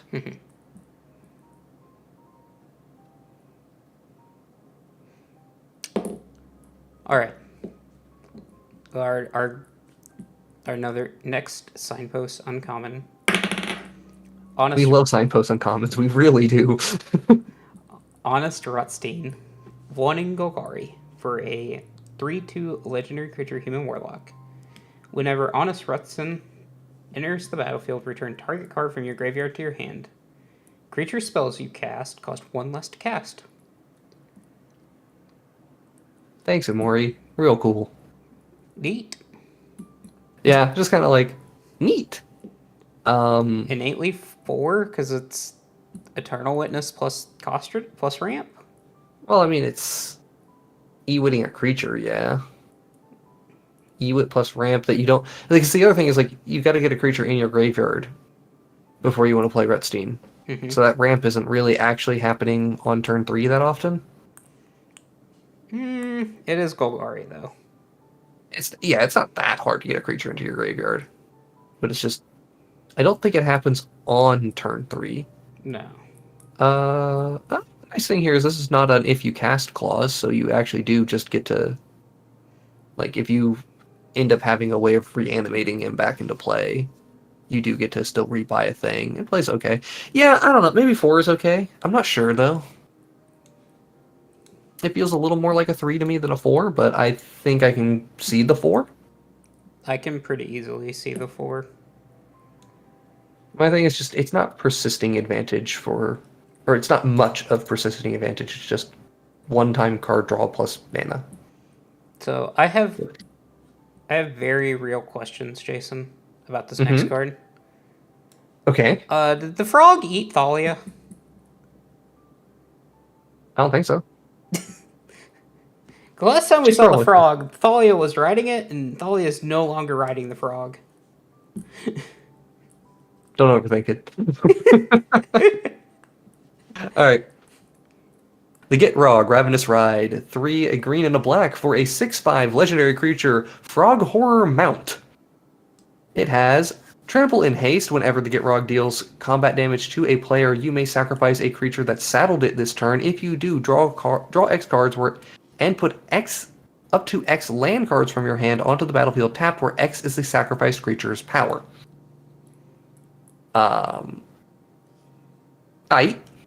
Neat. I don't hate it. I don't love it. I think it's like a 4. It's slightly below average. Maybe, I mean, we have gotten a lot of support for like green-black big stuff recently. Here, check the EDH page, because there's actually some interesting includes here. Like, this is a deck that unironically wants Yargle and Multani in the 99. Also, this just goes in a Yargle and Multani deck, because that's funny. Damogoth Titan's a card that can just sit and play and wait. Regisaur does not get to sit and play and wait. No. People have been going nuts for this card. I can see why. Like, it does generate some big advantage. Ooh, Rampaging Balos, that's a cool card with this. It says one of the creatures that saddled it, right? Yep. Yeah, it's only one of the creatures. Power 4 greater, you get to draw a card, do your stuff. It might be a 5. I think this is way more powerful than Rutstein. Alright. 5 it is. Like, I think this is at least above average, actually. Damn it. Because I think you are just playing good cards and persistent. Like, this big ol' frog is going to smack someone real good. And it doesn't matter how much combat damage it deals to a player, it just needs to deal combat damage. Mm-hmm. So, Frog Smack good. Frog Smack good.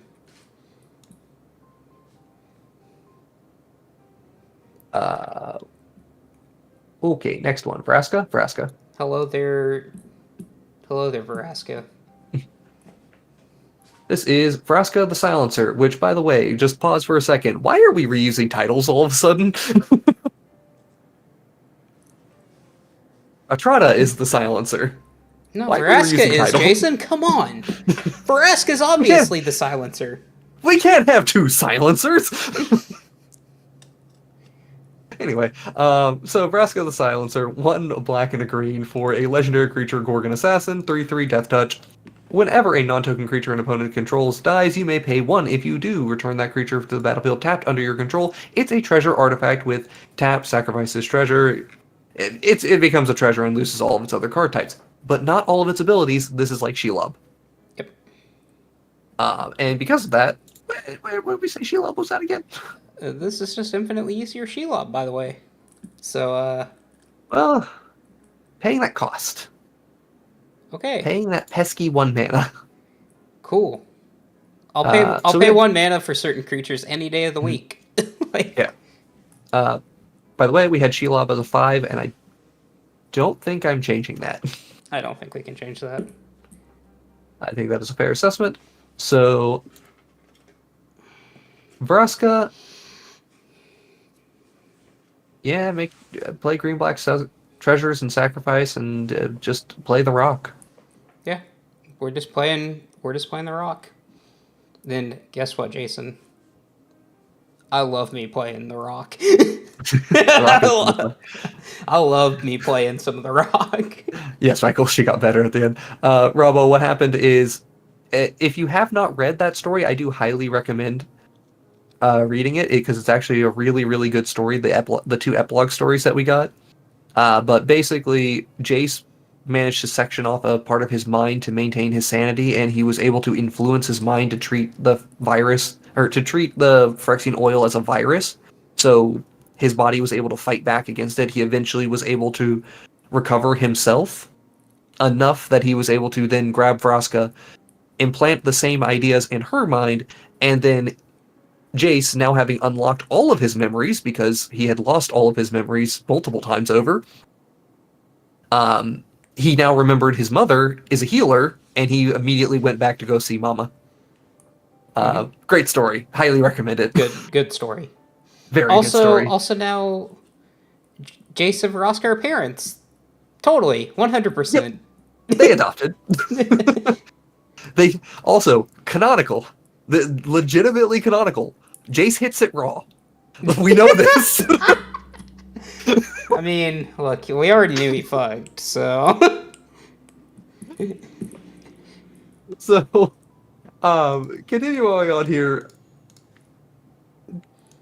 Yeah, Yeah, this is just fine. It put- is a perfectly fine deck. I think this falls in the same category as about a 5 for me. I put it at a 5, Jason. Don't you worry. It's Okay. the rock. We're playing the rock. We do be playing the rock. Yeah, I do think this one has potential to be a higher rated deck, but overall, you're kill your opponent's stuff. Yeah, I knew that comment was coming. I knew that one was coming. All right, the manliest man in the multiverse. Oh, I love you, Bruce Tarl. Bruce Tall, Roving Rancher, 2 red white for a 4/3 legendary creature human warrior. Oxen you control have double strike. Whenever Bruce enters the battlefield or attacks, exile the top card of your library. If it is a land, create a 2/2 white oxen creature token. Otherwise, you may cast it until the end of your next turn. So, we have a commander that ETBs and attacks for either card advantage or what is functionally 4 power of oxen. Sure. Bruce Yakety Yak deck. But my only problem is that this incentivizes you to play too many lanes in your deck. This deck... So, yeah, this is an interesting thing. I don't actually hate it, but You are encouraged to play an above average number of lands in this deck just to be able to make 2/2s. Assuming that a 2/2 double strike is better than the average card in your deck. And if you look at the high synergy cards in this deck for EDH Rec, boy is that true! Are we playing Ox of Ragnos, the actual good card? Yeah. Literally the top 10 cards in the high synergy are all just Scroll Rack, Sensei's Divining Top? Yeah, you can do Scroll Rack and Sensei's Divining Top stuff. That's lame, Ox. I mean, I think it's smart to do it that way. No, Jason, that's lame, Ox. Just playing the Ox. We gave him the Ox card. Alright. So, like, that is honestly below average in a kind of fine way, but I think it's neat. I think it's funny. It's very funny. This is definitely one of those decks that's not going to get better over time. No. So, yeah, it's a 4, maybe a 3. It's probably good enough to be a 4. It's on its own. It's probably a 4. Like just making 2/2s that have double strike are good. Yeah, I will say the color support is pretty weak here. The flexibility is actually better than we give it credit for because you don't have to just play this as an Ox deck.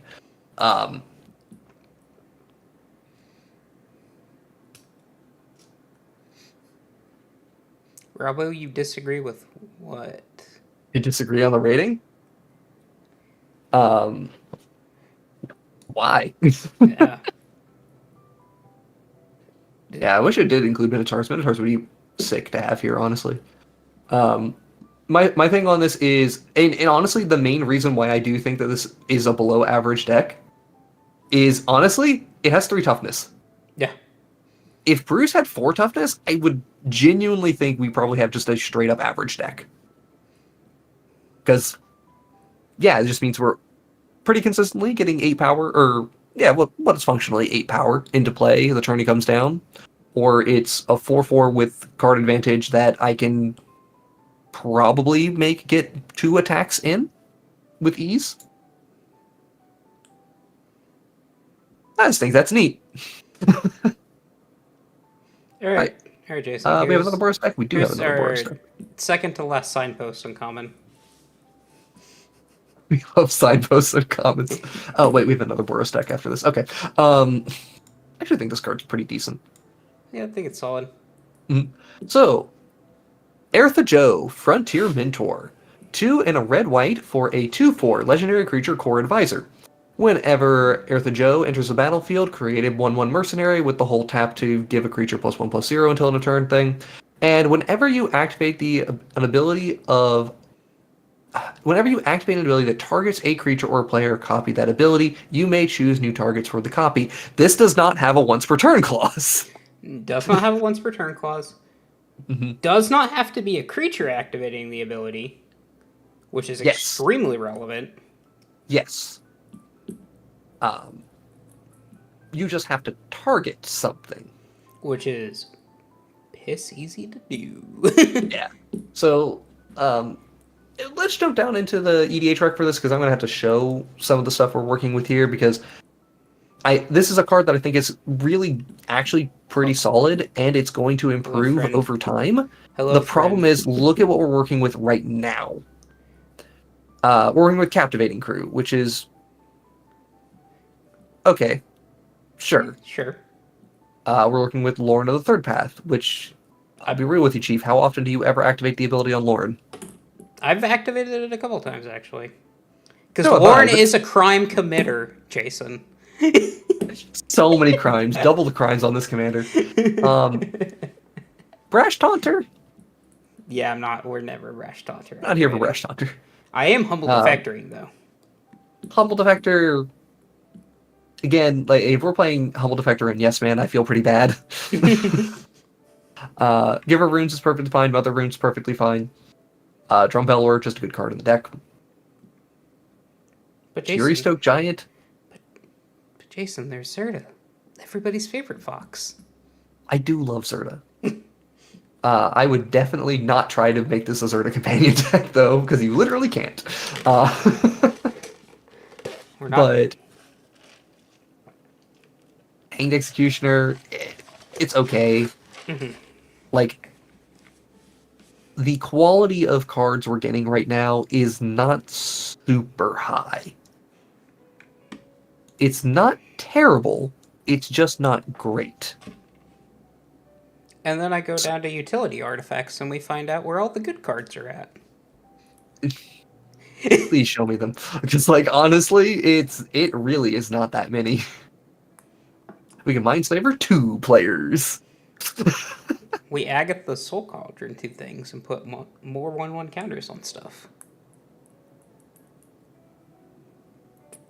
No, it doesn't actually work that way. Yeah, you don't get. I don't believe you get 2 counters from Agatha Soul Cauldron. Hold on. Activated ability. Yeah, no. Agatha Soul Cauldron does not get doubled up here. You do get to, still have a decent card because you have all these activated abilities in your deck, but. We get a Lithoform Engine double activating. Yeah, tapping down our opponent's creatures for 1 mana. Ooh, baby, let's tap down 2 of them for 1 mana. Woot! Honestly, it's these Planeswalker abilities that are more interesting to me. I like mine. Like, I like upticking Elspeth. Yeah. Like, uptick Elspeth. Honestly, upticking the Eternal Wanderer and both removing one of your opponent's creatures while also giving you flicker value or something like that. This is the stuff that I'm a little more interested in. Mm-hmm. It's still kind of meh. This is one of those situations where perhaps a hot take, even though this is an uncommon commander, the deck is a 3, the commander is a 5. So we get to put it at a 4. I think we put it at a 3. Okay. Like, so here's the issue is the support. The support is bad, and there's, like, no good way to build this deck. The commander is real good.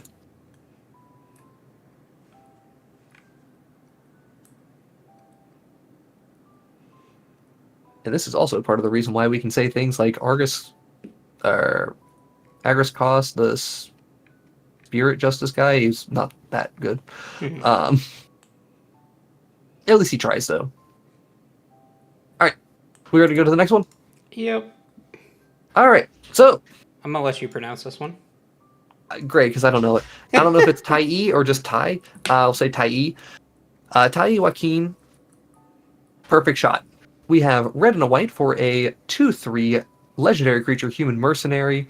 Whenever a source you control deals non-combat damage to a creature equal to that creature's toughness, draw a card, and you pay X tap if a source you control would deal non-combat damage to a permanent or player this turn. It deals that much damage plus X instead. Jagger the Shark, we are doing great. We're talking about It's pronounced Zur Scale. Tai. Thanks. Alright, so this is probably the best Boros commander we've gotten today. I think Tai is a legitimately good commander. Yeah. I don't know much more to say beyond that. Because honestly, I have no idea how broken this actually is. I think it's a 6, and I can't in good faith put it any higher because I can't think of how to break it even more. Yeah. Amazing with the repercussion. Yeah, this definitely. It's the equal to toughness thing that's a little bit awkward because this is like. So I used to play Agar for a little bit.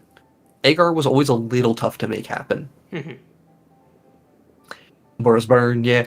And then this X ability is rather costly, but once you get into big mana storm turns, it lowers the amount of storm you actually need to make Grape Shot lethal. So Also, I genuinely don't know how good this commander is. Also, Walking Ballista is just fine to play at 4 mana, and it draws you 2 cards. Or draws you a card. Yeah. Solid. I mean, this is solid. Yeah, it's a neat commander. I don't know how good it is. I think the 6 is a fair assessment. I can't put it in 5 because I know it's better than the average. But I also can't put it any higher than a 6. This is also one of those commanders that, for some reason, like, I'm not sure why. Why is this commander white? I don't know. Jagger, we have not made it to Kel and the Kid. Unfortunately, there are 10 signpost uncommons that are clogging up the ever living crap out of the Zur Scale. We So have so many of them we're having to deal with. It's so hard to get through all of this. Oh boy, and we have another signpost common to go through. Mm-hmm. Ooh, but we get to talk about Bonnie first. Hello, Paul Bunyan. Hello, Paul Bunyan. Paul Bunyan, big and strong. So let's get Bonnie Paul Clear Cutter. This is 3 a green and 2 blue for a legendary creature giant scout 6/5 with reach. Whenever Bonnie enters the battlefield, create Bo, a legendary blue oxen creature token with this power and with this creature's power and toughness are equal to the number of lands you control. Whenever you attack, draw a card, then you may put a land card from your hand or graveyard onto the battlefield. All right, Jason, where do we have all the other Simic land commanders? This one blows them out of the water in a lot of ways, so. Yeah. So it's not better than Tatiova. Well, we can say that. I don't think it's better than Tatiova. It's not better than AC. I do think this is pretty easily 6, 7, maybe even 8 territory. I think it can. After playing against it, I think it can be a 7. Okay, I think that's fair. Yes, Kelvin, this is based on American U.S. folktale. Bonnie Paul is based on Paul Bunyan. Hey, Paul. As if the name wasn't... We couldn't be spot on here. Anyway, this is ramp. Do stuff, attack your opponents. It actually encourages you to end the game to do your commander stuff. Hallelujah! A Simic deck that attacks. Yeah, it attacks to do it too. It doesn't have to be Paul or Bo that attack. So you can just, at the turn it comes down, throw a random mana dork or whatever at somebody and reanimate a land. Yeah. The reanimating a land is such a nice part of this. Because, as weird as it is, like, I don't think the new Capenna, like, those common fetch lands that just instantly ETB and go search for a land, they're not that good, but this is one of those decks that really takes advantage of those cards. Mm-hmm. Fetch lands in general are just really good in this deck. So, yeah. Like, and just blowing up your opponent's Field of the Dead is not good enough. Like, yeah, that just is not good enough. Yep. You need to exile it. That axe is meant. Yeah, this commander's great. Just play ramp. Let's play ramp. It's good. Yep. All right. Last uncommon. Last signpost uncommon. And then we're free. We're free to talk about. well. We're free to we can talk about 3 colors. Yes. There's only like 10 of them. So. All right. Doc Arlog, Grizzled Genius, Simic for a 2/3 legendary creature bear druid 2/3, not a 2/2. Get out of here. Blasphemy. Spells you cast from graveyard or from exile cost 2 less to cast. Plotting cards from your hand cost 2 less. This is really hard to do. But should we casting from our graveyard? I don't think we are. Not in Simic. Like, we get to do Lear stuff. Sure. We get some flashback and foretell stuff. We got our casting the creature half of adventure spells. For 2 mana, the cost reduction is nice, but like... There's just not enough here.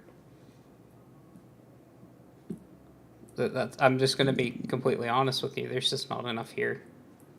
Yeah, the support's just not there. Support feels weak. 2 mana for Worth of Worms. Huge. The bear's not bad in Kellen decks. Yeah, well, we're talking about it as the commander, though. So, as the commander, card is a lot to be desired. Also, it does have nice S3 Elsing art, but... Also, we get to dock it a point on the Zur Scale because it's not a 2-mana 2/2, even though it's a bear.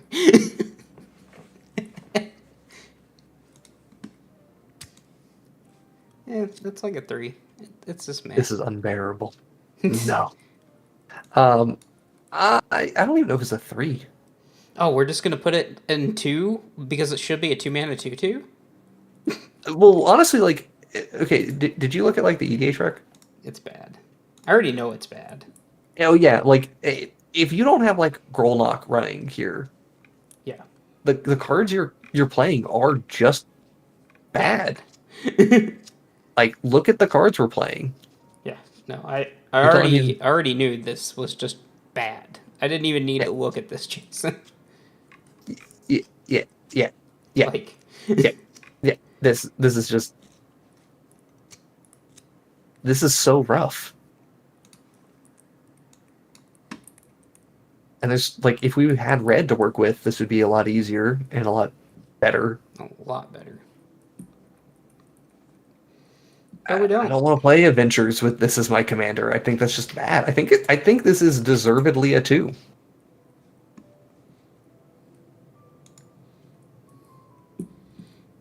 All right. It's rough out here. It is. But it feels good to give Simic Commander that. Anyway. All right. Especially a new Simic commander. That's pretty rare. Yeah. All right. Right. Harriet the Card. Beguiler. Go. 1 and Esper for a 4/4 legendary creature, human warlock. She has a lifelink. Whenever an aura you control becomes attached to a non-land permanent an opponent controls with mana value less than or equal to that aura's mana value, gain control of that permanent for as long as you control that aura attached to it. It's Esper Thief Things, but with auras. Super neat. It's neat. It's super neat. I don't know how good it is, but it's super neat. Not good. That's probably true. So yeah, we get to play Esper Enchantress, which is something that we're honestly. Do we have another Esper Enchantress deck? Yes, we do. Dahlia. Artful. Yeah, okay, sure. Yeah, that's true. That's true. Okay. But anyway, we get to play good auras in our deck, but we put them on our opponent's stuff. Yep. And then take them. And that's just removal. Yep. So we get to play less removal. Mm-hmm. Into the new Zur. Ah, that's true. Zurs are also just various Esper Enchantress decks if you want. Gives Auras Exalted and have some sort of Aura Voltron. Yeah, you absolutely could Auras Voltron in this weird way with a whole bunch of control magic effects. The weird thing here is we want high mana value enchantments. No, I wanna enchant a mana dork with Nerd Rage. That's what I actually want to do. Yes! Let's go! Now, like, so... Hang on. Your control becomes attached. Okay, cool. So if we move the aura, we can change control of things. So Codsworth gets even better. Codsworth gets better. Arden's pretty good. Actually, no. It says you control to target creature you control. Never mind. Codsworth does not get better. Arden gets Codsworth better. gets medium. Hey, Arden gets better. Arden gets better. Arden is much better. There's a couple of interesting cards we get to play here that I think are good. Like Astral Wingspan is really nice. It's a 5-mana aura with Convoke. Mm-hmm. And you draw a card. So that's really cool. Followed Footsteps is neat. Mm-hmm. This is a deck that's going to be short on like instant and sorcery style removal spells, but it's going to be really high on Everything else. Yeah. Also, I'm just now realizing how this interacts with Asinine Antics. Yeah. Okay. Interesting. Mm-hmm. I just think this deck is neat. I do just think this deck is neat. I really like this deck. But how good is it? Play all these super weird enchantments. I think it's a Sigarda's aiding for Flash is kind of nice. I think it's a 4 or a 5. Yeah, it definitely feels like, because we are in just 3-color good stuff. We get to play Ristic Study. We get to play all the normal blue/white enchantments that we would always play. Mm-hmm. And then we just get a couple of decent enchantment support that existed in black. Mm-hmm. Hateful Eidolon is a particularly interesting card that we get to play. Yeah. I genuinely just think it's neat. I just think it's neat. Yeah, I don't know if it's a 4 or 5. I could be convinced on the 5 here, but yeah, leaning a maybe it's because you get the nice thing here is these are all buff effects, right? Mm-hmm. And like you don't have to steal super large things. Are there any good ways of copying enchantments? Yeah, just copy enchantment. Yeah, like there is. I think it was a blue court. There's like Estrid's mask that copies something. Estrid's invocation. Yeah. Yeah, there's a couple of ways of like cloning enchantments to make it work. You can also just work with actual factual clone effects. That anything that would, or rather, like a clever impersonator or something similar. Mm-hmm. She's bad till I steal someone's SmoothBrain muse. Yeah, then she's excellent. I love her then. Yeah, I don't even know if you actually need to steal SmoothBrain muse for this to be pretty good. Because, like, just steal somebody's commander and they're out of the game for a long time. And there's a lot of commanders that have just good generic mana value effects on it. Oh, man. Yeah. And at the higher mana value, like, the more efficient decks get, the better she gets, because the lower mana value their creatures are. Mm-hmm. There's a split here, isn't there? Yep, there is a distinct split. 4-5, 4-6? 4/6, we're going to put her at a 5 on the scale. Or on the tier list here. Sure, that works for me. She's neat. I really like her. Alright, do I get to make my case for this being the second best commander in the set? Yes, Are we to that point? Please, do explain to me why Marchesa is actually that good. Alright. So, Grixis. Good color combination, first off. 3/4. It blocks the ever-living shit out of a lot of things. Mm-hmm. Committing a crime is probably the single easiest thing to do. And I don't care if I have to pay 1 mana if I get to do multiple Nimrus things every turn, period. Mm-hmm. So, there you go. I do think this commander does do some good stuff overall. There's also a decent number of 0 to 1 mana ways to commit crimes. Just cracking a Mishra's Bauble commits a crime. So, Yep. also, why must all of these be CDH decks? Because this is where you should actually play her. She has Nimrus text.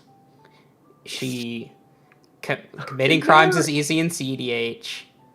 And we're setting up breach lines just innately. Like, with card advantage. Pay 1 mana, draw 2. It's... Well, we'll take that any day of the week. I think the card's perfectly reasonable to above average. I just don't think she's that good. Honestly, in like the more casual sphere of things, I would actually make the argument that she's definitely less good than these optimized builds. Like, the more efficient you get with your interaction and actually choosing to play infinites in your deck, because a lot of casual decks are not going to play infinites with this. Mm-hmm. They're just going to play some reanimator nonsense, which will be like, okay, sure. I've gotten plenty of reanimator recently. See, I did not play that. I played a control deck. Mm. And not an efficient control deck, and I actively think it was the best deck at the table, and it wasn't close. Okay. So... This is definitely one of those ones where I feel like I'd have to see it to believe it. Are we at least happy with a 6, or do we need to be higher? I think she has to be a 7 at the bare minimum. 7. After playing the deck, yeah. This is not just an insane Jessica's Will turn that you've heard about. This is like, after playing the deck, yeah, it's a 7 at the bare minimum. Gutty, I think you're forgetting how much Rograg actually does in those decks. Yeah. A 0 mana commander is broken.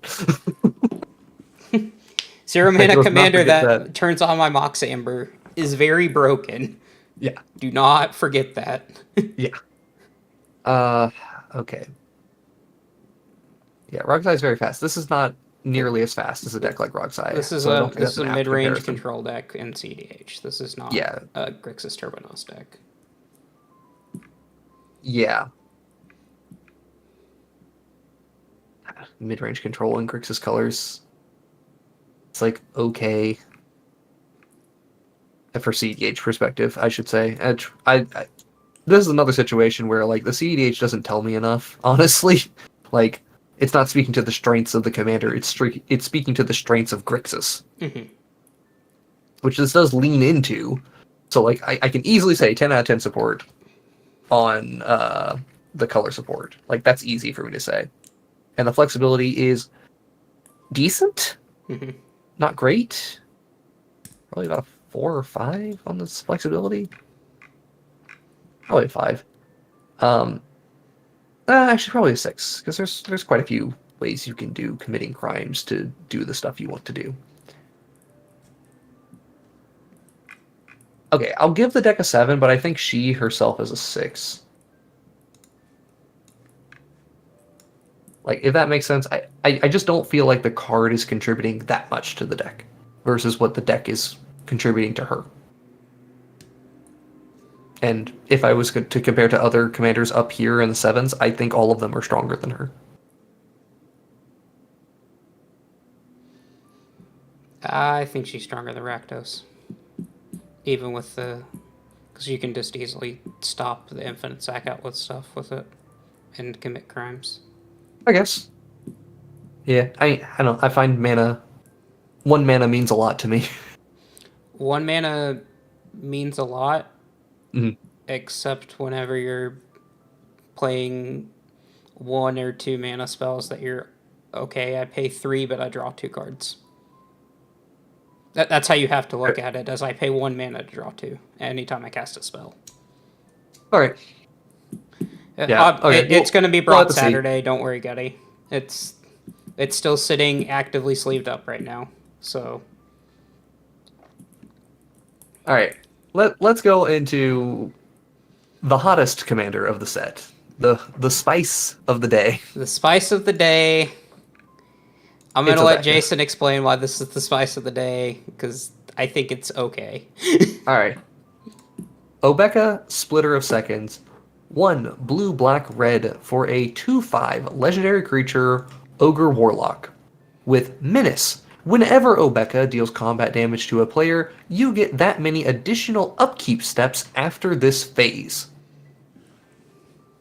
Okay, multiple upkeeps. We are spicy.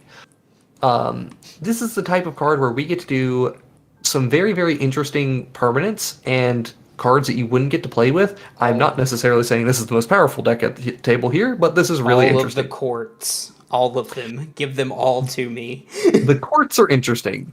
Now, the Monarch side of the court does not matter, honestly.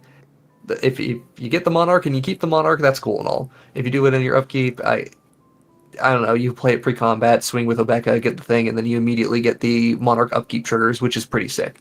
But at the, Castle Embereth giving you a 3/1 Knight, and then if you're the Monarch, it deals X damage to each opponent, where X is the number of creatures you control. If you get to go just immediately into 2 damage, 3 damage, you're feeling pretty good. And, of course, you're going to be reclaiming the Monarch every time Obeka hits somebody, so these effects are triggering a lot. So that's pretty sick. Twilight Prophet, draws cards. If you want to do Keen Duelist because you're not a coward, hell yeah. Dragon Master Outcast, that's an interesting one, not too sure on it. Blarganosauri, like, there's a lot of interesting upkeep effects that are pretty powerful. They're decently high mana investment, typically. The Refrain cycle is very interesting. Because these are the cards that have Suspend 3, but you go through... When they resolve, you exile them again and put time counters on them, so you just keep having them on suspend. This would mean that if Obeka is hitting at her base damage, you are getting this effect literally every turn. So Rousing Refrain is drawing you 2 cards, the mana 1 is giving you a bunch of mana. I don't remember what the black one does anymore. That one's new. I can't tell you what the black one does. Yeah. Yeah, suspending is really good for her. Yeah, suspend cards are weirdly super good here. Joyride the E2, basically so they get 4 counters on it. That's okay. You're still getting plenty here. Anything that has rebound's also really good. Rebound. Rebound. Cast it in first main, rebound it. It instantly gets cast after she deals combat damage. Sure. Okay, that's pretty good. Okay, I can see that. Beyond that, though, there's a smorgasbord of upkeep triggers that you may want to get. Generally speaking, upkeep triggers are slow, and that's concerning. Hey, Jason, but this does, help you get that value right away. You should play the Venser's Journal to counteract your Wondering. That's funny. Venser's Journal to deal with Wondering life loss. Because the Wondering is actively painful in this deck. Cumulative upkeep cards are also very interesting here. Specifically the Braid of Fire, right? Yes, Braid of Fire with all the mana is very, very interesting. Herald of Leshrac, stealing all of your opponent's lands, is also very interesting. Yeah. That's mean. Please don't do that over webcam, but yes, please go ahead. All of the shrines. Yeah. Now, there are significant challenges to this commander. So I'm not going to say this is all sunshine and daisies, We are talking about a 4-mana commander with no haste, whose only form of evasion is Menace. 2/5 means gets blocked easily, maybe is able to kill something without trading, but also will trade a fair amount of the time. Mm-hmm. It's not too hard to find a 2/2 and a 3/3 in play if you have to hit somebody. You're forced so you're going to have to be burning removal just to get upkeeps. You're forced to play unblockable cards that you sometimes don't want to play, but you have to play them here. Yeah. Now the good news though is we are in red-black, which means we got mana. Yeah. We got fast mana. We got mana for days. I think this deck is good. I think there's going to be very big differences between a good and a bad build, though. Mm-hmm. There's going to be the decks that just play all of the upkeep effects, and they don't really build into the mana and speed component of Abeka that you need to respect. And I think that there is a razor-thin line on that good and bad balance. Mm-hmm. One card difference of being good and bad. Yeah. And I think it's also worth noting that the court cycle, they are really at their best when you have the Monarch. Mm-hmm. So you are really going to need to make sure that Obeka can hit. And please do expect that you will get punched in return. Oh, yeah. You are getting upkeep value. You are not necessarily winning the game. So... yeah, she's just neat. She's definitely neat. I feel somewhere between a 5 and a 6. I think she has to go average just because, like I said, it's a 1 to 2 card between it being a good or a bad deck. Yeah, I think I'd probably do a split here and do a 5-6 split. Mm-hmm. Actually, I might do a 5-7 split. I think you can get an argument to her being a good semi-competitive deck. Mm-hmm. Because I didn't even think about this until literally right now, but she actually works with stacks decks pretty well. Mm-hmm. If you can just Trinisphere your opponents to slow them down and you're trying to accrue upkeep value that way, that is another way to make this function.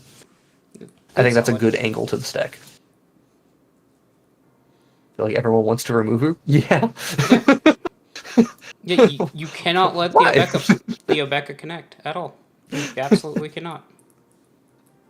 Why would we say that they would want to remove the deck that generates so much value? Mm-hmm.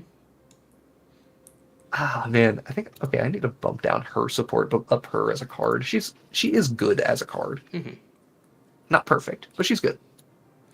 All right, we get into the Naya block. Oh yeah, we get to skip Jund. Yeah, we go straight into the 3 or 4 Naya commanders. 4. All right. And only 3 of them are worth talking about, and this is not one of them. Yeah, that's funny because I actually don't think this is a bad deck. So, Annie Flash the Veteran. 3 red, green, black for a 4/5 legendary creature human rogue with Flash. Whenever Annie enters the battlefield, if you cast it, return target permanent with mana value 3 or less from your graveyard to the battlefield tapped, and whenever she becomes tapped, exile the top 2 cards of your library. You may play those cards this turn. We mentioned before about how tapping a commander to draw a card is good. Mm-hmm. Well, now we can draw 2. Now we have to double the mana to get there, though. Yeah. But we have Flash. So, ironically enough, this isn't what interests me at all with this card. The second line of text here, it is entirely the first line. The reanimation? Yep. I do think the reanimation is just good.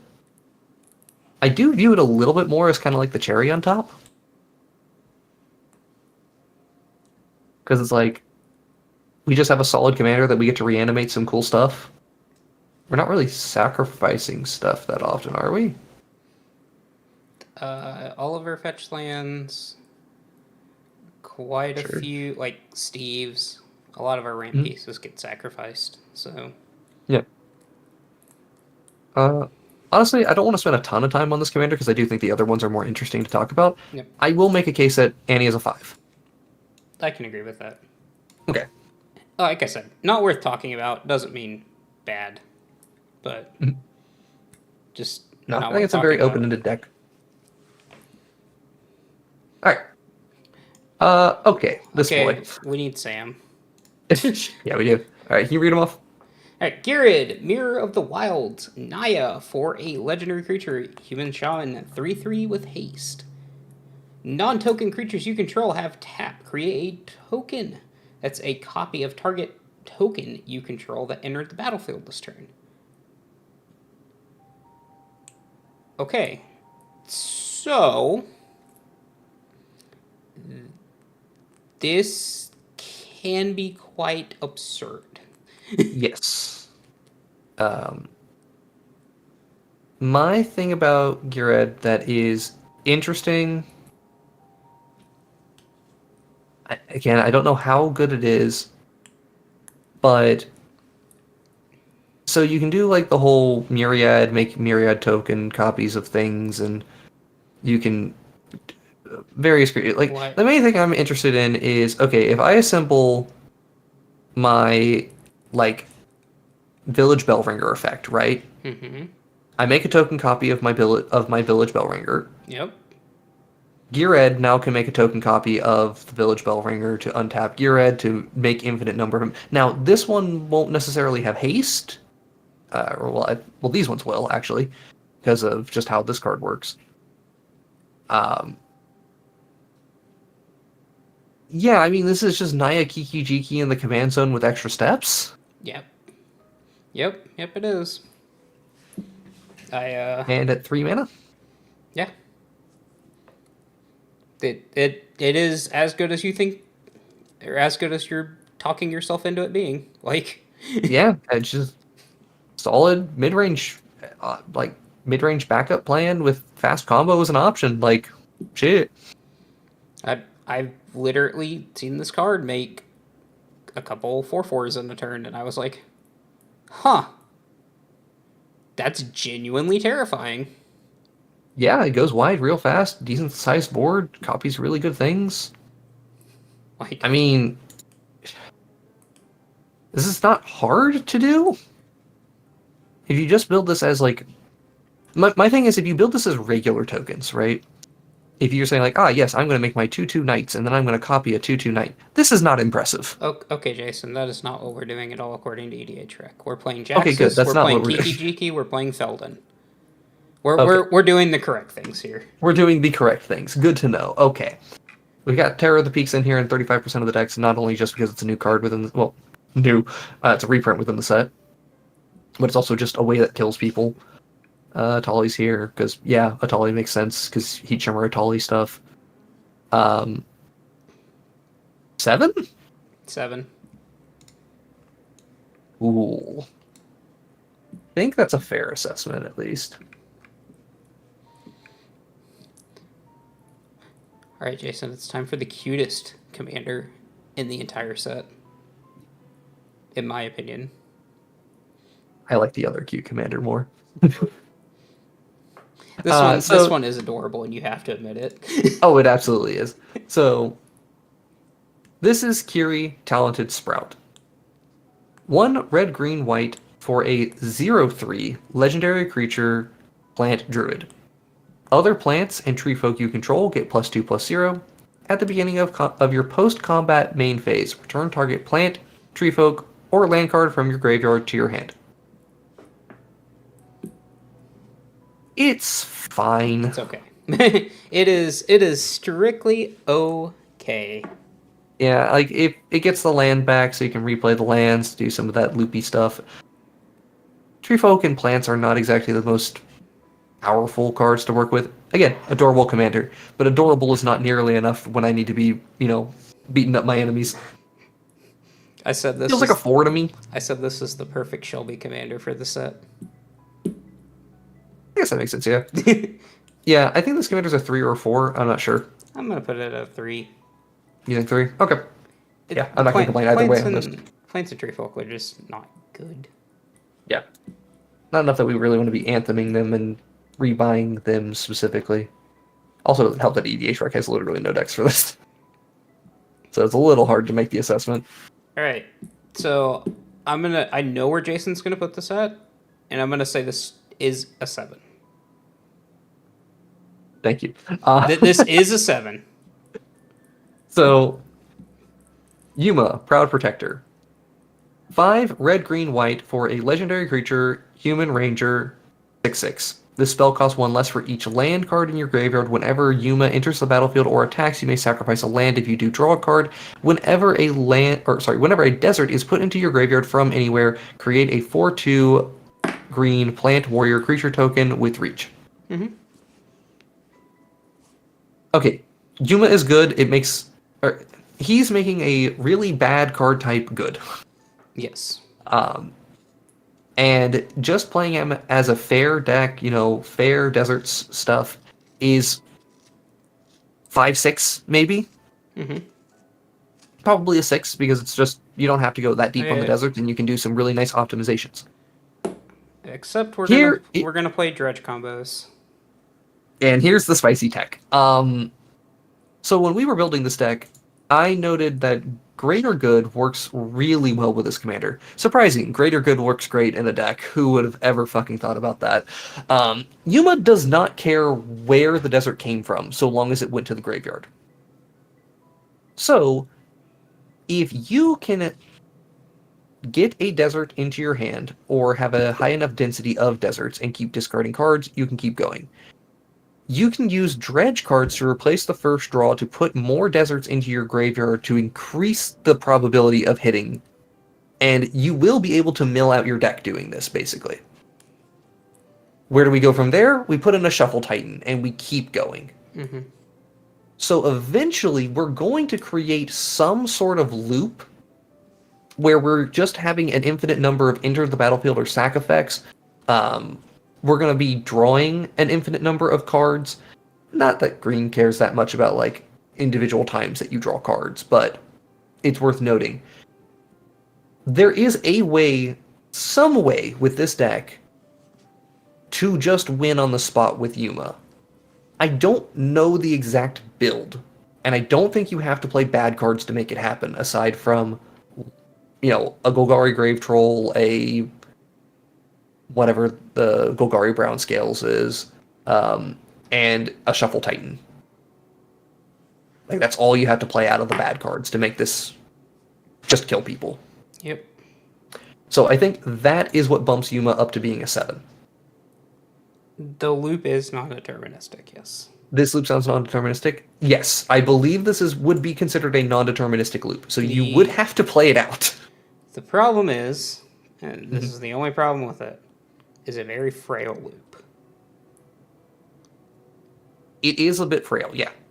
Because if either Yuma gets at the first activation of Greater Good, if either Yuma, Greater Good, or a graveyard gets exiled, you kind of just...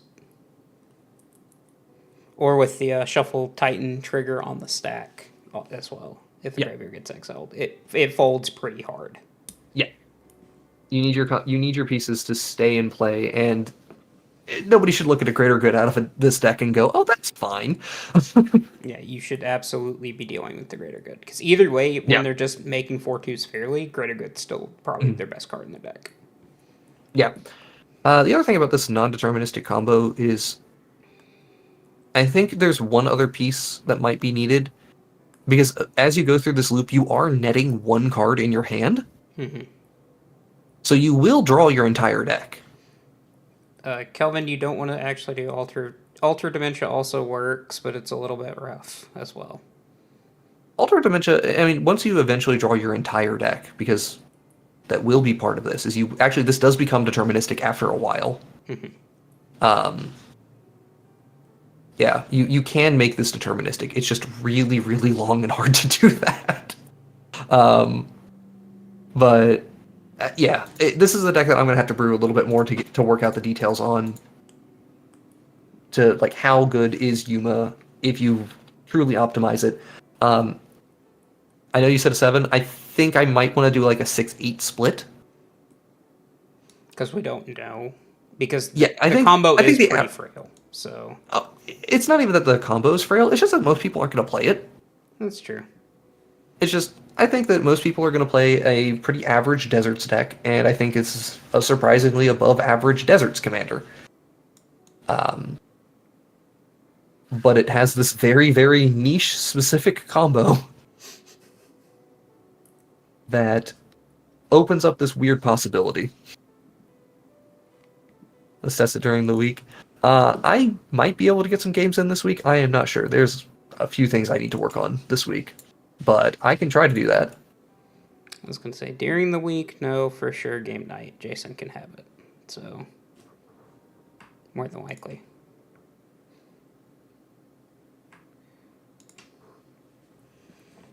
All right. Yeah. It's time. We're finally done with Kellen. Kellen is done. Kellen's story has ended here. Thank goodness. He's alive, though. Alright, it's Kellen the Kid. This is green, white, and blue for a 3/3 legendary creature, human fairy rogue with flying and lifelink. Whenever you cast a spell from anywhere other than your hand, you may cast a permanent spell with equal or lesser mana value from your hand without paying its mana cost. If you don't, put a land card from your hand onto the battlefield. Hey, Kelvin said my exact statement I was about to say. He lacks red. Yep. Yep. I feel that so much with this commander. Yeah, white's not helping this commander all that much. Blue's kind of medium. Not bad, but medium here. Green, also medium here. This commander really wants to be a red commander. Yeah, this should absolutely be a red commander if they force it to be banned because of story. Mm-hmm. You like Kellen? Rabo, I don't know if I really like Kellen or not, because, like... So, here's the thing. I've messed with Vega the Watcher a fair bit, and that has, like... I do know that Vega is not bad. Actually, let me reassess Vega here. Because I want inspiration. Because we have Vega as an average deck of a 5, which maybe needs to be a 4. I think it can go to a 4, and then we can slot Kellen in as a 5. Yeah. Because it's the combination of flashback being relevant for just drawing a card. That was specifically the reason why Vega was worth it, because it was drawing a card, not necessarily caring about what's already in your hand. So you could expend resources to just generate more resources in hand, whereas Kellen is only helping you get things from your hand into play, but is not actually, like, refueling. So actually, I think Vega's fine as a 5, and I question whether Kellen's as good as Vega.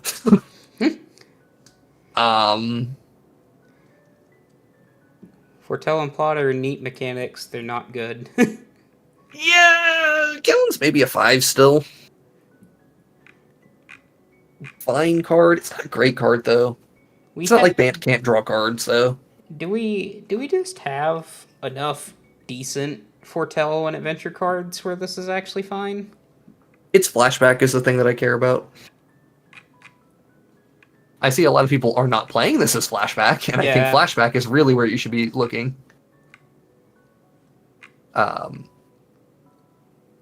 Yeah, because you want to be permanent heavy in this deck. Whereas Vega is perfectly happy to be non-permanent heavy, whereas this deck really wants to be permanent heavy. Hence why I said, No, do we have Kel's enough? worse than Vega. Do we have enough Foretell and Adventure cards that actually matter?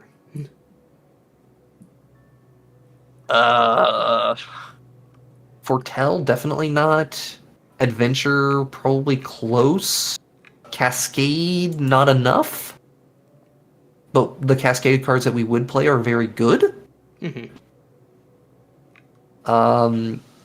Green does just give us value piles, so it's not like we're in a terrible spot anyway.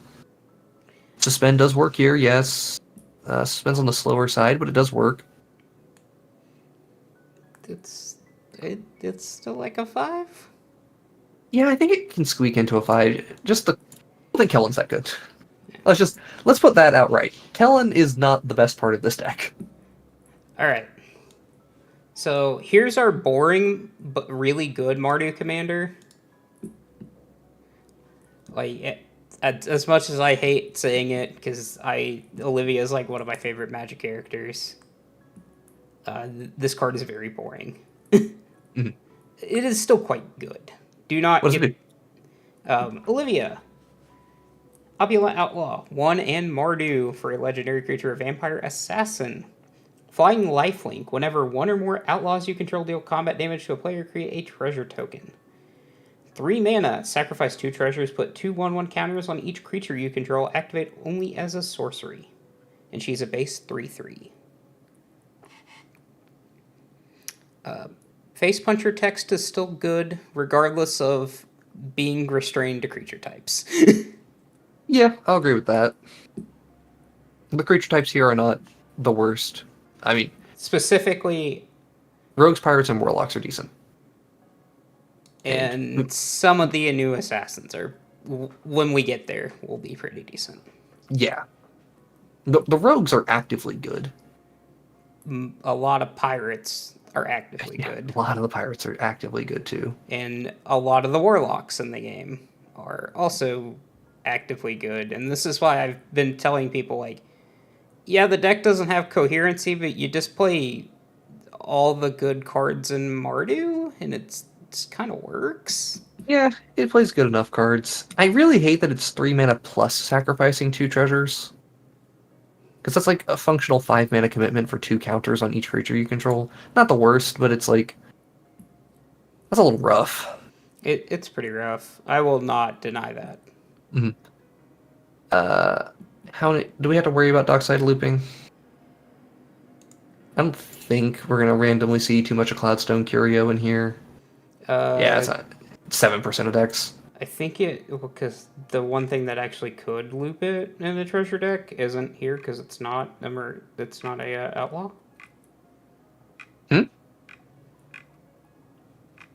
Specifically, what is the name of that card? I mean, Dockside's in here. Well, Dockside obviously is in here because it's like the best card in the deck. What is the name of that freaking black creature that you sacrifice treasures in order to reanimate something? Oh, Ruthless Technomancer? Yes. I believe that one's a wizard, right? It is a wizard. It is not an outlaw. So...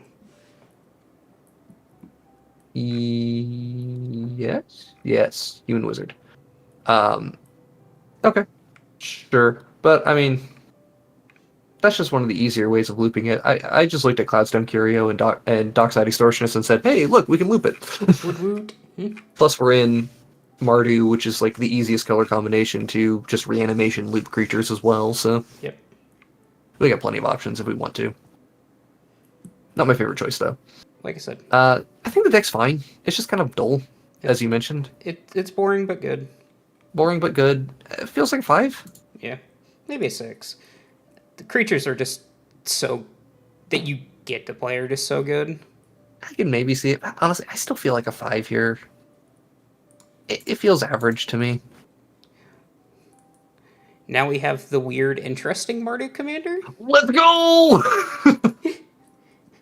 Vihan Goldwalker, Mardu for a 3/3 legendary creature dwarf warlock. Other allies you control have vigilance and haste. As beginning combat on your turn, you may have treasures you control become 3/3 construct assassin artifact creatures in addition to their other types. Let's fucking go. This So, is treasure beatdown, baby. I was gonna say, Jason, you know how to solve all your problems? Make those tokens into violence. No, just throw more money at it. Yeah. I really like this commander. I love this design. I Like, love it. A passive effect that you can just sit there and go, yeah, I'll let my outlaws do the work for me for the time being. Yeah, I'll accrue some random value here and there. I don't have to go super deep on outlaws because they're not the main focus of the deck. And then when I'm ready, I can just go, okay, cool. These 16 treasures are now swinging 3/3s, Jason, and they have damage. how Yeah, about we don't even care about outlaws and we just go full shebang on the treasures? yeah. It is not, in Mardu specifically, with the 3-drop, it is not hard to have I agree. 6 or It's not- 7 treasures. No, it's really not hard to do it, and most of your treasure producers are already outlaws. So it's like, sure, Yeah, like just Monkey and Dockside are both. yeah. What can I say? I think this commander is legitimately good. I think the commander is good. I think the cards in the deck are better than the commander, but I think that's only because the commander is not really generating much value for you just sitting in play. Yeah, but it does make your finishing a lot easier. Yeah. But you also just don't have to play your commander until you're ready to swing. Exactly. I would go as far as to say that Vihant might be a 7. I can see that. It's 3 mana too, which is like, Yeah. that's not irrelevant. No, not irrelevant at all. All right. Yeah, the loss of card advantage. Yeah, yeah, 7 it is. So it I is. like this commander a lot. I love it. This is my Mardu summer commander of choice. All right. All right. Terrible card design. Cute mascot. Terrible card design, and I am dying on this hill. The lead character is here. All right, let's get the correct artwork on screen for everybody. The happy family. Yeah. All right, so this is Loot, the key to everything. Green, blue, red for a legendary creature, Beast Noble, 1/2 with Ward 1, and at the beginning of your upkeep, exile the top X cards of your library, where X is the number of card types among other non-land permanents you control. You may play those cards this turn. Bare minimum, this says 3. Yeah, this card draws 3 cards real easy. Bare minimum says 3. It probably says 4. Mm-hmm. I think you're stretching it if you go past 4. Getting past 4 is hard. Yeah. And I don't think A hideous creature. I think it's cute. Shut up. I don't think you want to go past 4. Because at that point, you have to start compromising on playing your interaction and stuff. You can very easily play a normal teamer deck, play all your normal interaction, and draw. Just be content with your commander says 3 mana, draw 3 every upkeep, and has Ward 1. Yeah.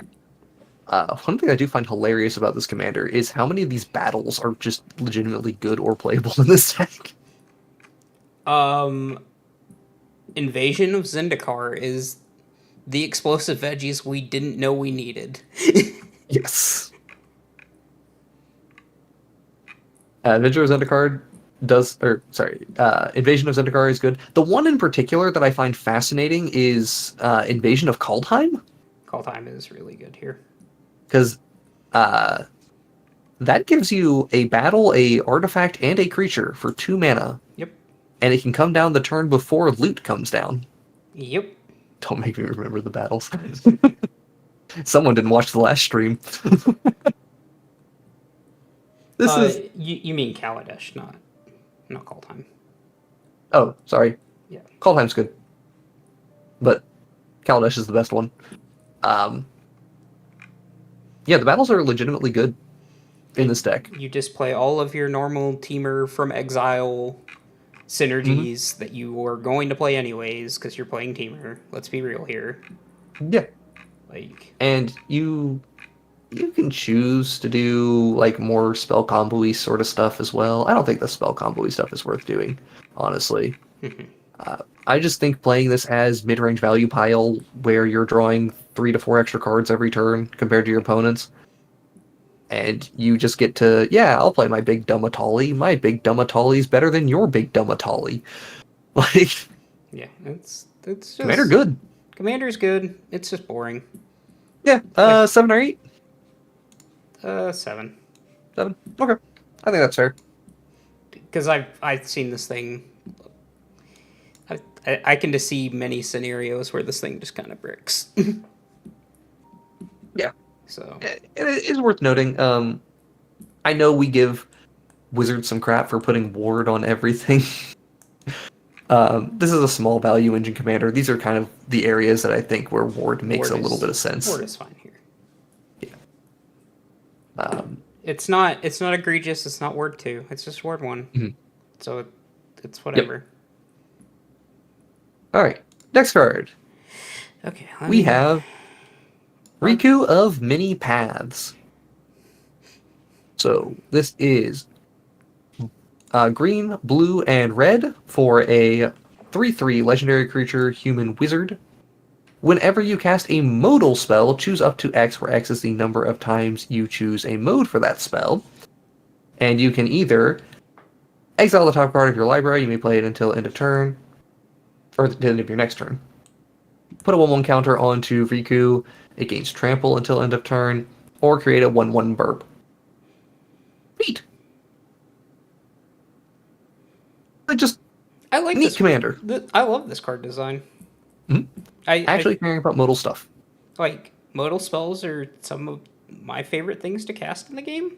Mm-hmm. And this just rewards me for playing oftentimes a little suboptimal cards, but this kind of just makes them a lot better. Yeah, I mean, what are you talking about? You're just being told to actively go and play your Archdruid's Charm. But my Archdruid's Charm, I'm being actively told to play Cryptic Command. Like, you're not gonna... I'm gonna do that anyways, so... Works excellent with all the new spree cards, which are cool to play with. Not necessarily the most powerful, but they're cool. I'm gonna play Fiery Confluence most of the time anyways, like... Yeah. Great Flame of Anor deck. Mm-hmm. It's cool stuff. The 1/1 counter sticking around is also relevant. The only things I have concerns with are, of course, modal spells tend to be like 3 mana. They're not the most efficient spells in the world, but they're not bad spells either because they're powerful. And then the other thing is just a flavor thing. Where the other Riku at? The other Riku did not get to wear a cowboy hat, so that's why they're not here. Damn. Like, that's a shame. I mean, I'm sorry, Jason. I had to reread the summary of Riku's lore because it's just a paragraph. Because, like, there was 2 of you. Where did the other one go? I will say I do like this a lot more than the original one. Even though I think the original one is more powerful. Ooh, the original more powerful? The original Riku's pretty good still. The original Riku we have is a 5, which 5/6 split, which I think is still the right assessment. That's just modal spells. Like, outside of the highlights that we mentioned, there's a lot of bad modal spells. There's a lot of medium, yeah, I guess. That's true. Your ability to actually end the game. This is teamer mid-range that's kind of dirtle. And you don't get to play, like, you know, a lot of the traditional ramp and just... Oh, I mean, you can play some ramp and card draw and do stuff. I don't know, it's not bad. I guess so. Then I would say at least a 4 for this commander, though. I don't think this is like a 3. Oh, I put it at a 5. Oh, you put it 5? Yeah. Neat, then. Cool. I'm cool with that. Yeah, like...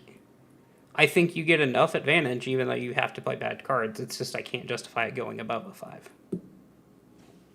Hilariously, the modal deck is not very flexible. What? No. No, no, no, no. Weird. All right. All right, we have our obligatory Panharmonicon commander for this set. We're getting too many of these. Felix 5 boots, 2 Insulti for a legendary creature, Ooze Cowboy. Rogue. Ooze Cowboy. Don't you see You're that cowboy correct, hat? but it's a rogue. 5/4 with Menace in Ward 2, because of course it has Ward 2. If a creature you control dealing combat damage to a player causes a triggered ability of a permanent you control to trigger, that ability triggers an additional time. Okay, Jason, let's just go to EDH Rec and see how many... No, wait a minute. I have bad news on that. Let's wait a couple days and see just how many Swords of X and X are in the deck. Yeah. So the fun thing is, we don't have anything EDH Rec to work with. But Swords of X and Y, a whole bunch of random rogues and pirates and such that just deal combat damage and do a thing. Get some wizards in there too. Look, this commander's good. It's fine. It is, at this point, reaching uninspired territory, in particular because the dealing combat damage side of things is something that we've gotten on two other commanders. No. Well, not on the actual combat damage, but on the attacking. On attack. Yeah, we have something similar in 2 other commanders. In not these color combination. It's weird that this color combination is the one that got this damage dealing one. Yeah, damage dealing feels like it would be like Jund or... Now I will say I think this is the most inspired Sultai deck, besides the next commander we're going to see, but... I might fight you on Conti stuff here. I'm going to see how we feel on it. I don't know. This commander probably feels like a 6 to me, but I'm not sure.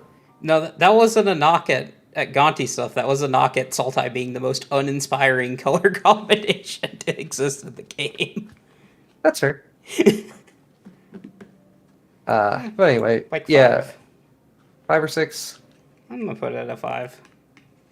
Okay. I think it can probably get to a 6, but yeah, it's fine. I mean, it's got all the support and it's got some decent flexibility. What can I say? Alright. It's just, I don't know, it's dull. Gonti. Canny Acquisitor. 2 Insulti for a legendary creature. Aetherborn Rogue, no longer a vampire. Gonti is a 5/5. Spells you cast... I don't think he was ever a vampire. He should have been. Aetherborn Vampire for Gonti... Gonti uses the mechanical heart to sustain him, or to sustain themselves, as opposed to... Right, I'm thinking of... Yahenni. The other mono black Aetherborn. Best character. Best magic character, fight me. Okay. I cannot remember. The cards are mono black from the same block. Yeah, that's fine. Alright. Spells you cast but do not own cost 1 less to cast. Whenever 1 or more creatures you control deal combat damage to a player, look at the top card of that player's library, then exile it face down. You may play that card for as long as it remains exiled. And mana of any type can be spent to cast that spell. Alright, so we are Sultai Temna casting the opponent's spells. Yeah. It's fine. It's okay. It's pretty good. Like, I won't deny that the card is like a perfectly playable card.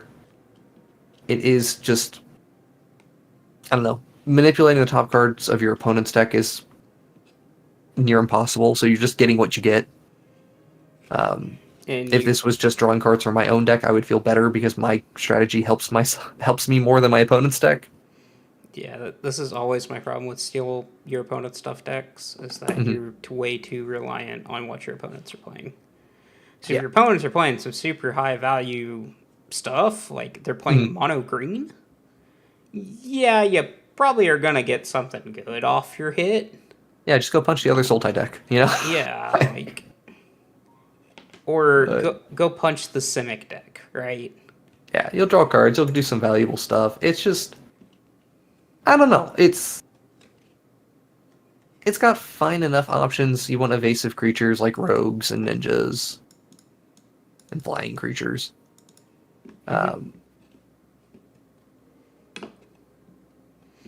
When Kelvin opens this from his packs, he's making this a deck. Good for you, Kelvin. You enjoy that. Also, I do love this art. Like, this is genuinely great art. I love the fact that they are no longer giving us those etched cards, and they're just giving us full art foils of what we actually want. Excellent. Great design. We get the beauty. But yeah, otherwise, fine commander. Honestly, it's not that good. It's fine. Control decks kind of stuff. Am I putting it at a 4 or a 5, Jason? I think we're putting it at a 5. Okay. I don't think it's a 4, but it's fine. Thank goodness. My only thing on this commander is I personally would not bother going super deep onto the stealing my opponent's stuff thing to like maximize that mana ability. I would just be playing where I'm just trying to hit my opponents, and I'll steal stuff where it's relevant to me. Mm-hmm. But that's kind of the thing. It's just playing this mid-range value pile and kind of hoping that stuff works out fine.